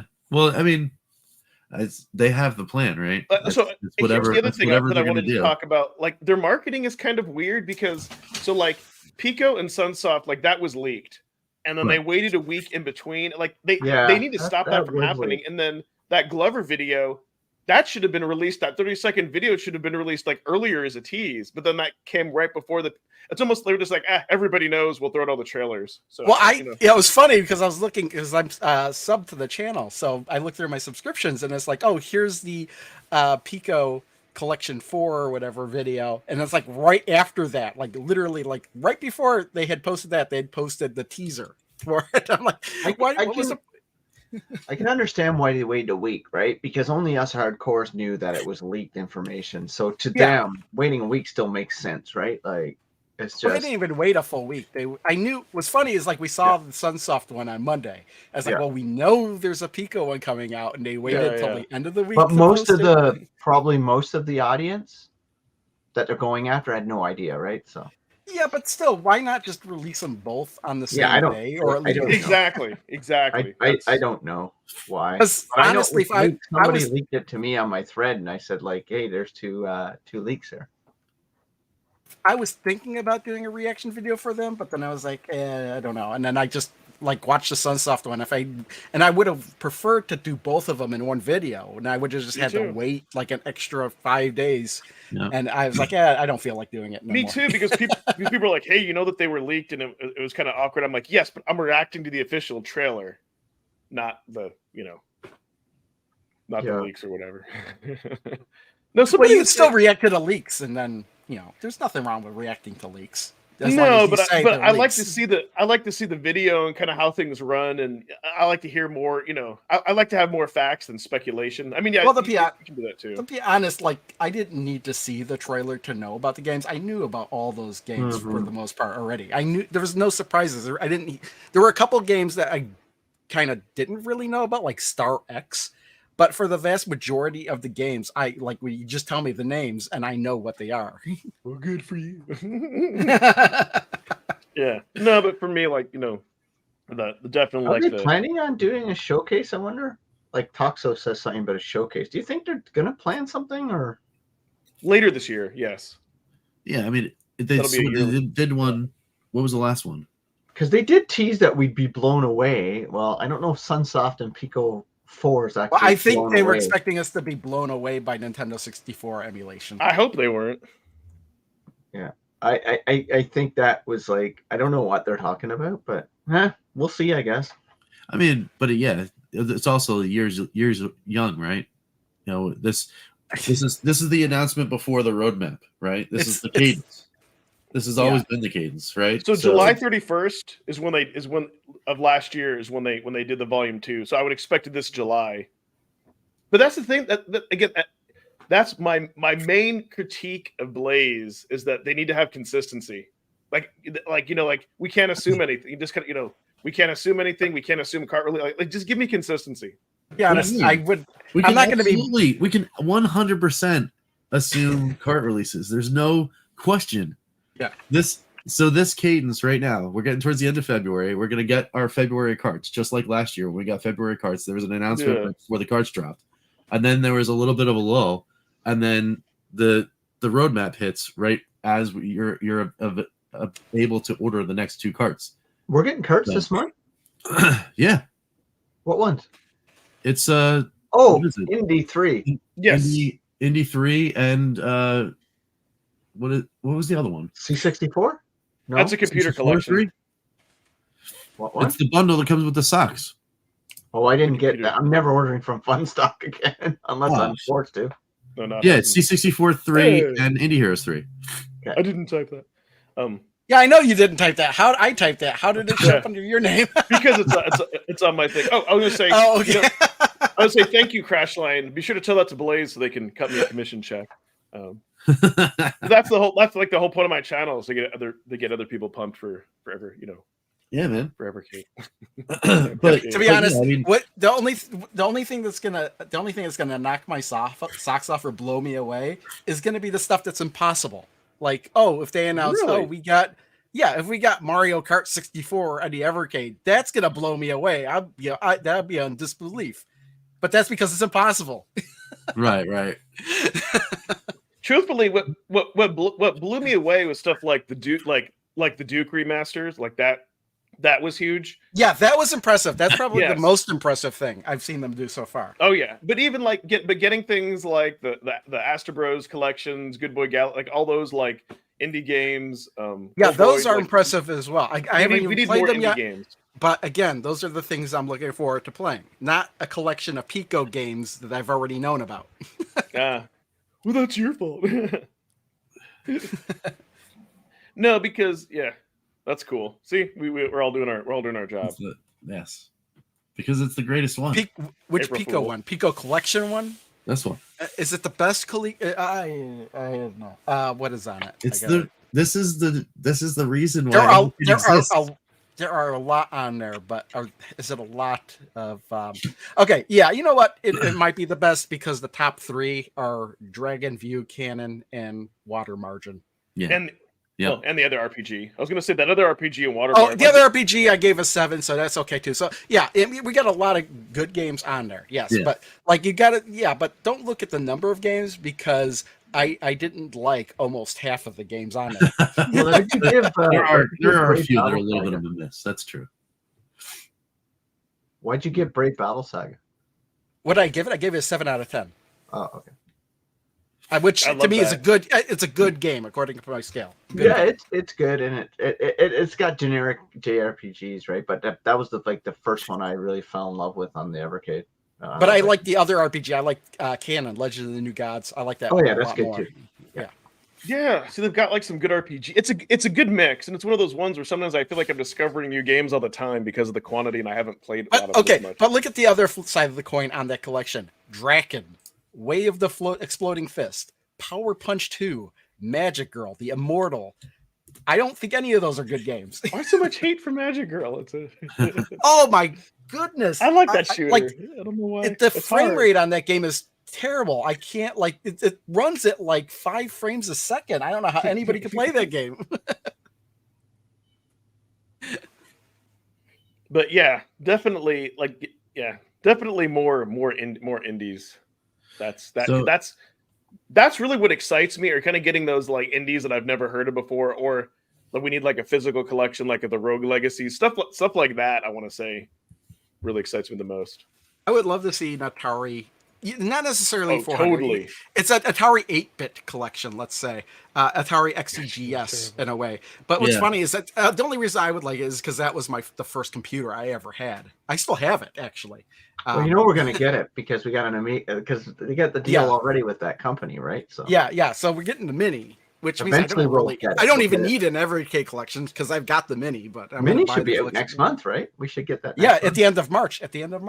Yeah, so I guarantee we'll get it on the Evercade, and I'll buy it on the Evercade too. Hopefully, it'll be cool. I'll buy it just because it exists. Because there's only one more Atari collection that I feel like we would ever need if we could just get the active 2600 Activision collection. Just do it. Just do it. No, I'll never beg for any other Atari thing again. I really think that's now closer than we think it might be. Let's not forget that they also own iMagic too. So let's get just an iMagic collection, you know, and then an Activision collection. I think those things are going to wind up, maybe not this year, but they're going to wind up being closer to reality than we think they were as of even a year ago, based on recent things that have been happening. I think that's way more of a possibility now than there's been. Mm-hmm. Why not see if you could get some Sega games in there too? You know. Yeah, you never know, right? Oh, you know what? Some dimension. You know what? I'm curious because like the controller that they have for the 400 Mini has like all these different extra buttons and it's USB. Like Ballistic Coffee Board. Somebody needs to test that and see if that can plug into an Evercade, and if you could like map it. I can tell you already that you could plug a real Atari 2600 controller into the Evercade with an adapter, and it works fine. Nice. But this is extra buttons on the front and not like and around the ring, so you would have like you'd have like your menus and your start and select, and you'd have everything. I think you could use the Atari the Atari VCS. I think you could use the classic. Can you? Joystick. I think you could use the classic one with that. Somebody will have to test that. No, I tested it. I think it works. I might have to. What doesn't work is the twisty part. I think. Right. Yeah. But that's So I'm happy for the 400 Mini. Like I'll tell you for me why I would rather have why an Evercade collection would be good, because if I do want to explore the collection, I have another device, but I don't want to go through 5,000 ROMs. Like for me, that system isn't nostalgic, and I would rather pop in a cart and be like, here are the 20 best games. That you didn't have a 2600 growing up? No, C400. Oh, okay. No. You know what's funny is I'm excited that we're getting those games, but to be honest, what was funny was we went from the Atari 8-bit to the Commodore 64, and I remember playing games on the Commodore 64, like a wider variety of games on the C64 more than the Atari 8-bits. And the games that I played on the Atari 8-bits are games I played when I was really young, so they're not the greatest games anymore. Like the Dukes of Hazzard ripoff game. That's a terrible game, but I like it because I played it when I was really young. but for me, the 20. That's my dilemma with the 2600 plus is owning that physical console would be reason for nostalgia. So I get why people do want the mini, mini consoles and all that stuff. But what's funny is that they made it in the shape of the Atari 400, and they could have chose any Atari 8-bit computer in that line. So I wonder why they went with the 400 and not the 800. And maybe I think the molding might be better because you didn't have to mold all the keys. Maybe. Yeah, it's probably cost-wise, right? But trust me, it's not. It's got to do with money. I'm gonna say, Jason, tell us how you really feel. But you know what? here's what Atari might be. Here's one of the reasons why they might have gotten rid of the Atari collections, because they're really pushing their Atari 50th. So I wouldn't be surprised. What if we got like Atari 50s that were the ROM dumps? And then imagine, let's say, like in the booklet was a QR code, and you could scan that. And maybe they let people watch like some of the documentaries, or maybe it's just the ROM dumps. But I think they might rebrand that, like, is Atari 50. That would be kind of cool. And maybe they'll throw on some Jaguar. Maybe they'll throw on some more links instead of having like a dedicated collection. I think if we're going to see more Atari, that's the way that they're going to do it. With the exception of like the Activision collection is different. That would be interesting for sure. I don't think they'll do that. I think that'd be way too much. Like to have that kind of layout, that would be just deviate from the whole way all the other Evercade cartridges work completely. No, they wouldn't have that layout. It would just be a ROM dump, but they're going to call it Atari 50, and maybe they include like a QR code in the instruction, but maybe they let people watch some of the document, or maybe they just get rid of that because it's not integrated. I don't know, like, because if they're going to do it, they're going to do it in several different collections just because of the cost. If they're going to try and keep the cost of the cartridge at $20 or around there, then they're not going to be able to put like 50 ROMs on there. It'll be like what they've done, like with the arcade 1-ups. It'll just be that. Oh yeah, Codemasters 2, Bitmap Brothers 2. I would look more forward to, but Codemasters. I would actually prefer Codemasters, to be honest. I don't know. I still want Gremlin 3. Maybe you want Gremlin 3 just so you could be disappointed by it? So I can make a video. You know what? Maybe I don't know. Maybe maybe April Fools. I'll have to like do something. I don't know. We'll see. Yeah, I looked at, like, I've been ranking all the collections. I have my tier list, like going from like S to F, and the Gremlin collection is the only one I put in the F. Oh, I put in quite a few collections in the F. Poor Gremlin. All it takes not to be in the F is one game that I ranked a 7 or higher, and Gremlin couldn't do it. Does EA? Do they own Codemasters? Yeah, I think they do. Yeah. Does that mean that Codemasters is going to go legacy? I don't know. Now that I think about it, Could be. Codemasters. Who owns Codemasters? Because I thought they've owned them for a long time, but maybe Codemasters official EA site. Codemasters. In 2020 they were acquired by Take-Two. In 2020, Codemasters was acquired by Take-Two? Yeah. And then the Take-Two's bid was trumped by Electronic Arts in December 2020. Huh. Gremlin 3 Saturday Night Cleaver. Maybe it didn't go through until later. The acquisition was completed in February 2021. Huh. I wonder if they just got that in. Yeah. When did Codemasters 1 come out? I could tell you that because I keep track of that for some reason. Yeah. So here's what I predict we're going to find out about they'll kind of do what they did last year. August 2021. Wow. I think cool. I think what Blaze is going to, like, I think if we'll see familiar things like Data East Arcade 2, Techno. I think they're going to wait until their showcase, and then they're going to announce whatever thing to blow us away. I hope. Yeah. So my thing is, so wait, when do you think that's going to happen? July, just because last year. Okay.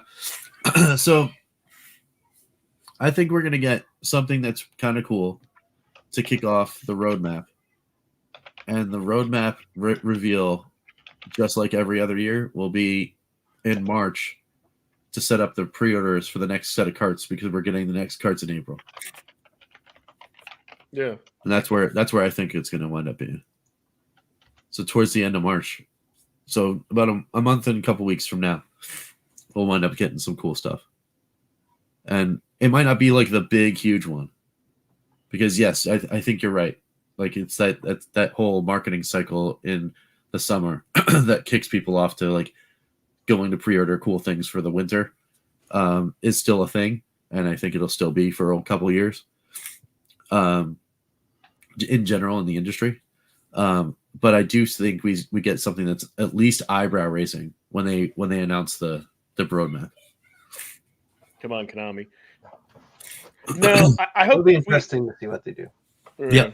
Yeah. Let's. I just think I can only wait and see. Who knows what they're gonna Right. do? Yeah, But it's fun. It's fun to like put things out in the ether, and then you know, you can be like, that all would right, be well, cool. Like I think I've been wrong like 90% of the time, so why not? Yeah, what would blow me away, I think, if they came out and said, like within reason, right? Blown away, but knowing what they can blow you away with, I would say, like, if they came out and said, hey, we've got the Capcom arcade collection coming, that are Capcom, like their brawler stuff like that, and obviously the Activision collection. But I think if they came out and said Capcom arcade collections, that would freak me out. Like in real cart format, yeah. No, not exactly, but different games that's on the XP. Yeah. I don't even care if they're the same game, so I can play them on the VS. Yeah, but like I'd want their beat 'em up collection. Like that would be an epic thing. The Capcom beat 'em up collection in physical form. Yeah. Dude, totally. Or a fighting game collection. Yep. Like Darkstalkers. The fighting game is. I'd rather have great. the beat 'em up collection, to be honest with you. Yeah, I know. Yeah, I could go either way, to be honest. I would love to see Darkstalkers on the Evercade. No.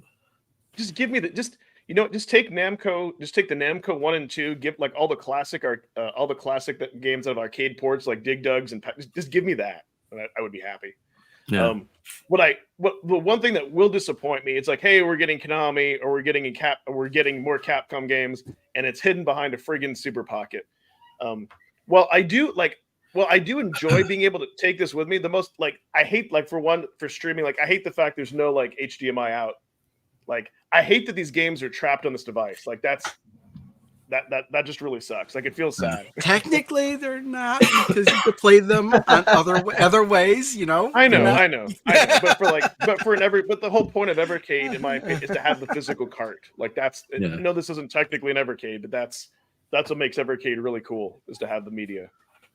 Yeah. All right. What if an interesting thought, right? What if there was a weird cross promotion thing, right? And they started putting out Super Pocket collections. Because maybe it's a licensing thing for a year or whatever. But what if they did that?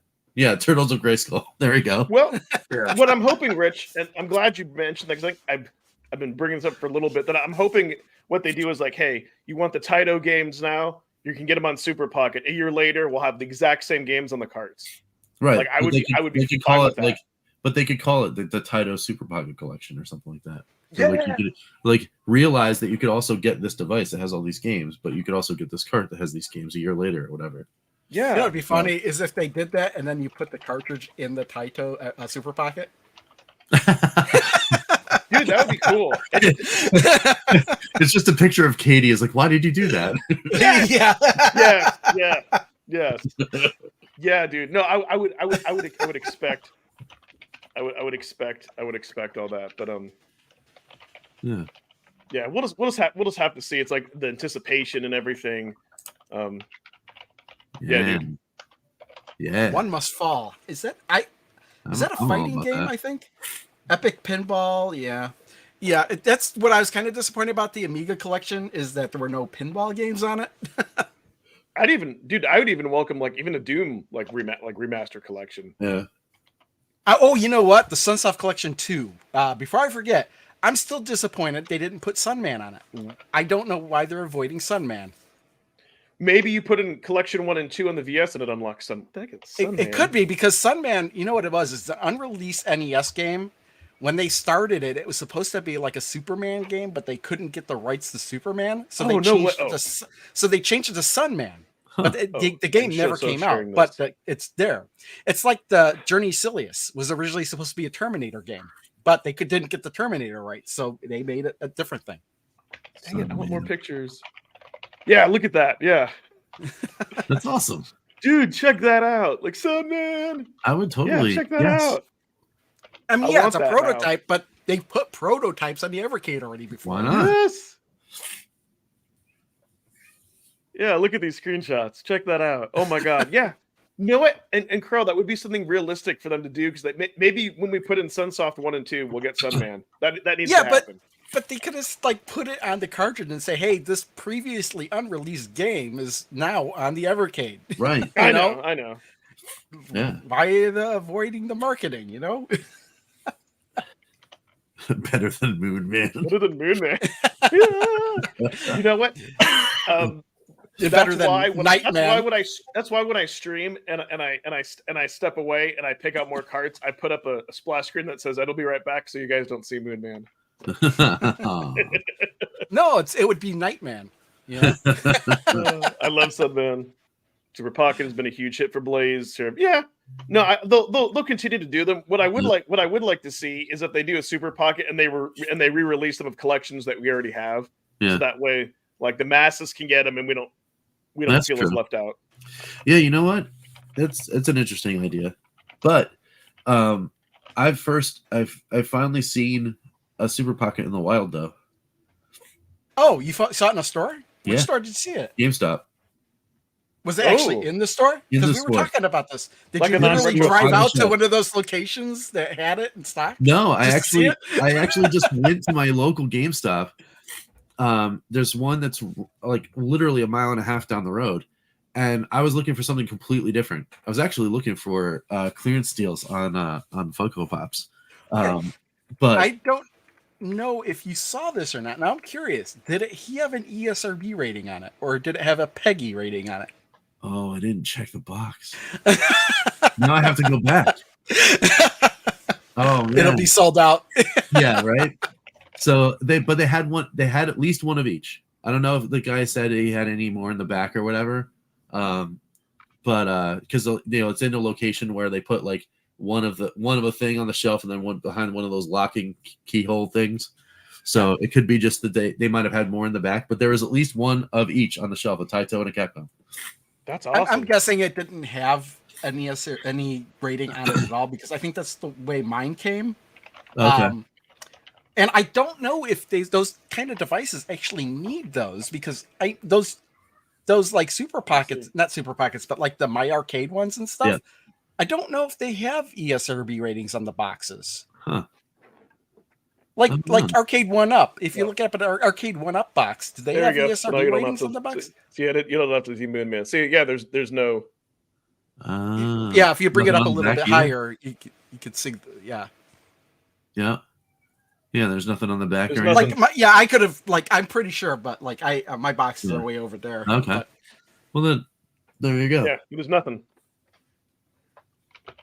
so why do those devices not need to have an ESRB ratings? Oh, wait. That's interesting, I said, yeah. Look, I set it down, and on the bottom it says ages 12 and plus. yeah, but that's like any It's not an any ESRB rating, but device it's has. just- Yeah, any device has like ages 3 and up, ages 8 and up. You know, Let's some Spy Titan. with the sad onion on it. You know. Yeah. Yeah, maybe maybe they don't need to, but no, I will say, like, as far as like the feel and everything, I like the Super Pocket. I just think they just need to revise the D-pad, make the screen a tiny bit bigger. If they came out with if they revised and did that, then I might have to buy one. If they, but I don't think they will. I mean, it's fine for what it is. I did have yesterday I was waiting for my pick up my kiddo at Winter Guard. It's like usually like a 20 or 30 minute wait in the car, and like the Wi-Fi over there blows. And I brought this with me, and I did have fun like playing Rust and Saga and all that. So yeah, it's good. It's good for those. And the thing that I do like, I guess the one, it's a double-edged sword. Well, I'm sad that these games aren't anything else because they're not. I don't play it as much, so I can just grab it. I don't have to worry about putting a cart in it. You know what I mean?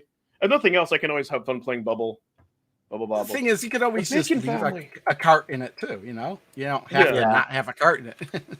You guys all know my opinion. I love the pockets, so Yeah. I think they're amazing. I love them. More of them. More of them. More of them. More of them. And you know me, I don't really walk around with handheld devices, so I barely play it. That's but I'm why still- I have cargo pants. yeah, but you have to remember to take it with you whenever you leave. And I'm Yeah. just as fine playing games on my phone, to be honest. Mm. And I always have If that. they have a so. if they have a touch screen, but if it's for me, if it's anything that Well, it depends on the game. Of course, I'm not going to be playing like beat 'em ups or anything on my phone. I just play like games that work with the touchscreen. Now, what I would love to see, imagine an Evercade in this form factor. Oh my god, that like Well, you it just has have that. to. All you got to do is snap it in half. Take the Super Pocket and just put a hinge on it. Yeah, It's already halfway there. yeah. Maybe they're following the Game Boy model, big bulky things, and then Well, I don't think so because like the first Super one is Pocket Light. It'd be funny if the first one was only black and white, and then it'd be That would Super suck. Pocket, like, okay, Super Pocket color. Playdate. Like the I'll tell Playdate. you Yeah, like what the would. Playdate. So here's what would blow me away more than anything: if they had this form factor and they had a built-in Tetris collection. Like, dude, like that, Oh god! you know- Can we go a show without the Tetris collection coming out? Right? you could just get the My Arcade Tetris art thing, Yeah, but that's a piece of junk, though. Like, it's and here's the other thing. I don't like those other weird versions of Tetris. I want the actual versions that I played growing up, like the one on Nintendo and Game. Like those are like a lot more nostalgic. Good news, it already exists. Like, get a Game Boy. Play Tetris on the Game Boy. No, but like no. But here's the dilemma because I have like a Tetris collection and it's emulated, but it doesn't fit to the full screen. And like I have the original version, but it does stick out. But like So the what Game you Boy want is Advance versions of Tetris are horrible. Well, not horrible. You but they're just not you that just good. want a custom Tetris version for the Evercade. Yeah. Yes. Is that so much to ask? It was only one of the number one selling games. Like, dude, I would even be fine with that if they made something called Katie's Tetris, and it was a native game, and they had like the Katie mascot, and they kept it like 8 or 16-bit. Oh my god. That would be Cool. You want That would be Tetris great. Effect for the Evercade. kind of. But see, you know what? You would think I would play that more like on my Steam Deck, and I don't. Or actually, when I have, I've played like the 8-bit version of that is actually really cool. Well, put the 8-bit skin on it because they Yeah. got that. I mean, listen. And I on my Steam Deck, I can play like the original Game Boy version with like the yellow wing and the green. I can play that on there, and it looks beautiful. But it's not as nostalgic. But believe me, like in the back of my head, I'm like, that's only. Do I need that? Do I need like a Nintendo DS? What There's even that aftermarket Game Boy Color, that FPGA that's like from Funny Playing. I'm like, that would be a cool Tetris machine. I don't know. I kind of sometimes for nostalgia, I kind of like Ed problems. I struggle like, do I really need this? And then I'm like, Hey, well, thought occurs to me. Do you think the Evercade could play some PSP games? You think it's not that powerful? I don't know. That's a good question, actually. I wouldn't mind seeing Luminous on the Evercade. So technically, if they wanted to, the Evercade could do PS2, 3, PS4. It could do anything. They just have to make it a native port and completely rewrite the code. Can it play PS4 games? But they would have to completely rewrite the code and port it over. I doubt it. I really doubt it. I don't think so. Maybe not some of the 3D, and there may be space issues, but like stuff like the Switch, they've done that, like The Witcher and all that, like they've done incredible, but they're not going to invest the time and resources. Something like Duke makes more sense. I honestly don't even think it could handle PS2. But if they port it though, that's what I mean, and they write their own code from scratch. Yeah, I don't think so. I doubt it. It would be too much. It would be too much time.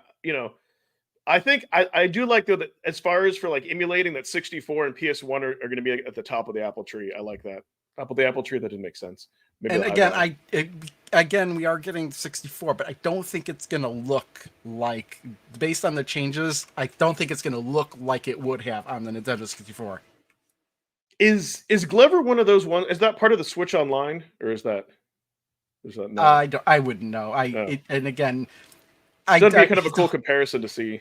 Even if I still paid for it, I still wouldn't see it because they have those 2 tiers. It's like, pay us more a month. Well, I think Pete did a great comparison, kind of showing you, hey, this is what it looks like emulated in the Polymega. I think that's a good. But comparison. Even that looked better than the footage they showed. So again, how much did they modify or tweak this? We'll have to see. And the 64 emulation to make it run. It'll look the best on the Super Pocket because it'll have the smallest screen, but. And again, I'm still hesitant because Nintendo 64 is a system that was really known for having the analog stick, and a lot of games use the Yes. analog stick. And they know they had mentioned that, oh, we made the controls work with it. But again, I'm hesitant because just because like 40 Winks didn't really work for me either. No, that's a legit concern. That's the complaints I have with the computer collection, because Blaze's definition, if you can use a controller and press buttons, and by pressing buttons make things happen, we'll put it on there. It might not be the best way to play it, but we'll, There's only been Super a Pocket handful. Advance, yes. There's actually only a handful of those computer collections that actually require you to pull up the virtual keyboard, and all those instances, it's not while you're playing the game. No, but it's more of that, like, a mouse is not a keyboard. I mean a mouse, a controller is not a mouse, right? Okay, well, you're talking about the Delphine collections, which I haven't gotten to yet, but I've never run into an instance where controlling a cursor with a D-pad was so detrimental that I didn't want to play it. For me, I've kind of always been that way. Like games that like people like, it's kind of like one of those things where like if at some point in your life, I think if you were like a hardcore PC gamer and those games that required that control scheme, it's very difficult to like to. What's funny is I could get around that. Click. I could get around using the D-pad to control a mouse. What I can't get around is playing a first-person shooter with a controller. I can see. I can do that. Like it works. That's just way too hard for me. Yes. I just got a little bit. I just. It's funny because I played a little bit of that last night. I just have to be in the mood to want to go play like a Metroidvania type of game. But that game is fantastic.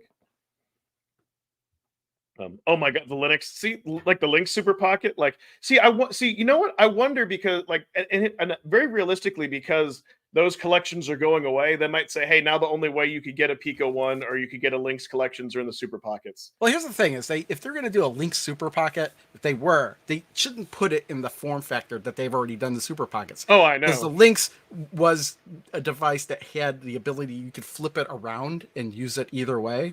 Yeah, so. Yeah. But they will though, because they would have to spend a lot more money in tooling and why they wouldn't even need to do that, because you could just buy a Super Pocket and the Lynx collections and put the cartridge in there and play it on there anyway. So, but they're discontinued. That's what, but because they're discontinued, but they don't. Yeah. But even if it wasn't, would there be any point to coming out with a Super Pocket version of anything that we already had a cartridge for? Yeah, it's like you wouldn't buy it. Like it'd only be for people who want to buy it, like if they didn't have anything Evercade already.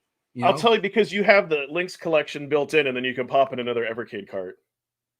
So you could carry more. So what's the difference between that between having the Taito collection and then having the Lynx collection and popping in the cart? Because the only other game you could play is Taito. Like you could put in literally any other Evercade cart and still play Link. That would be the only reason. Yeah, but you just reverse it the other way, and it's the same thing. Yeah, nothing stops me from playing Link's games on the Super Pocket. But you can't put the Taito collection in it. So there would be a market for it, because there's people who would who love Links who would buy it, and there's people who would see it like at the end of an aisle. So I wouldn't be I wouldn't be surprised, but. Honestly, okay, if you were like, what? Okay, so if there was a Lynx Super Pocket, okay, and they put it out, I don't think the market for that would be as big, because a lot of people would see that and say, well, I already have the Lynx collection. Why do I need to buy the Lynx collection again in the Super Pocket? Because it's Atari. Yeah. It's the Atari name. No, but if they came out with two, one of them was the Lynx collection and one of them was like a Konami Super Pocket, like if you looked at that and said, well, why would I buy the Lynx one? The Konami games aren't on the Evercade. I'm going to buy the Konami collection. Why buy the Lynx one when I already have the Lynx games? Oh, Jason, no, I've thought about that. Believe me, I've thought about that. But it kind of goes back to the whole thing of ownership. Do you want the official versions? But yeah, no, I've believe me, I can play that now on my. But if you put it on an SD card, I mean, you own it. You own that SD card, and it's got the ROMs on it. Yeah. But you don't. But and then it's like the collectability. So It's kind of just depends. No, what I think Blaze will do is they'll release the Super Pocket Namco collection, and it'll be the same. It'll be like the same ROM dump. It'll be the same screen. If they were going to do it, I don't think that they would do it properly. I could be wrong. I could totally be wrong because that would be an easy cash grab for Namco. Just do this, make it yellow. I could be wrong on that. If they did do that and they put both collections on there, then maybe, but we'll have to see. Hey, Rigatoni. He always just drops in at the end. He always just drops in at the end. All right. Wow, we've got nearly like 2 hours. Oh my God. Yeah, man. it's definitely been a long one. Yeah. I think this have been some great discussions. All of us have like added some cool things and all. Heck yeah. And all that. There we go. Why can I not find final thoughts? Yeah, if we want to wrap it up, and if you guys want to plug what's going to be on your channels next week and yeah, man. Stuff. Whoever wants to start. Yeah, well, all right. Well, I'll hop in there. So for me over here, doing more things, all different systems related this particular week. I want to make sure that I touch back on some VCS stuff. I'm definitely 100% starting Full Void this week. It's gonna happen. So we're doing some Evercade stuff. That'll probably be in like live streams and recorded stuff. Just because if I have the inkling to start, but I don't want to do a live stream, I will just start playing the game. So that'd be kind of cool. And then something always inevitably happens in the Polymega world, so there'll probably be something there. some randomness, but I think I reached like kind of like one of those critical mass moments for that particular one, when I just recently got like my Holy Grail game, and then it worked, so I was like, this is very, very exciting for me. But yeah, so lots of cool stuff happening over here, so come on over and hang out. And then of course there's gonna be Karg, because hopefully I won't be ill or something wild preventing us from doing the show on Thursday. So yeah, Thursday's card looking like a go. So there you go. I am actually in the middle of playing Sunsoft Collection 1. I've only sucked 2 games into it, only because Blaster Master is taking me multiple days due to a glitch I encountered, because for whatever reason, when I was mentioning this earlier, but I never played the game before, so I didn't. So when I was experimenting with it and I was hitting start, it was actually rebooting my game and not taking me to the menu. And I didn't realize it was supposed to. I thought that was pretty weird to hit start and have it reboot the whole game. And it turned out it wasn't supposed to do that. So I started the whole game over from the beginning. But didn't you create save states though? All the save states were like that. Oh, weird. Like, that is so yeah, weird. like all the save states, like, yeah, because I was using save states, and like because that's how I started the game. Every save state was like that. I had to restart the whole game from scratch. In order, and I guess it's just a glitch in the game. I don't even think it was the Evercade that caused it. Okay, that was gonna be the next question. I think it was just a weird timing thing where I hit start at a specific time or doing something with the controller, and it started the game without thinking that I started the game in a way. I don't know. It was weird. There's lots of weird glitchy stuff with Blaster Master in general, but I can get into that whenever I'm done with it. But tomorrow I'll be streaming more Pinball Effects on my channel. On Thursday I streamed System Shock on Pinball M's, but there's been a whole bunch of updates for Pinball Effects, and they added quest lines, so I got to try these quest lines out. And what, Pinball Effects added quest lines? Yes, just like Pinball M. No, actually, I don't know how similar it is. It's a completely different menu system and everything. And it has something to do with, there's like a free quest line that has to do with the free tables that you get or something. So yeah, I'm going to check that out tomorrow. I'm going to download the update right now. In the meantime, I've been editing. Patch notes didn't say anything about quest lines, did it? What didn't? The Pinball Effects didn't have any patch notes for quest lines. Oh, there was like a ton of notes. They did so many bug fixes. Oh, well, the one on Steam didn't show. I know, but the one on Steam, I didn't see quest lines. Maybe I missed it. You might have missed it because there was a Okay. lot Well, of I'm downloading updates. it now. And It's like like 2 they gigs. changed fonts, they changed the way the menu looks. Well, like a I little told bit. you, I wish they would have went like Pinball M was a really good experience for me. So I kind of hoping Pinball Effects did Well, the same thing. it still has the collectibles and everything, but I don't. But and they brought events back because events were broken for the longest time. So now events are back and working. Cool. Awesome. So yeah, it looks like it's really been improved. Well, now I know what I'm going to be doing this week. If I have no idea what videos I got. I just put out a pinball video. I've got Hammer Watch video coming, and then it's going to be some pinball, more pinball. I bought a pile of tables for next to nothing during Christmas sale, so I really want to get in and play and get some videos on some pinball machine games. And I've been editing. Oh wow, that's pretty cool.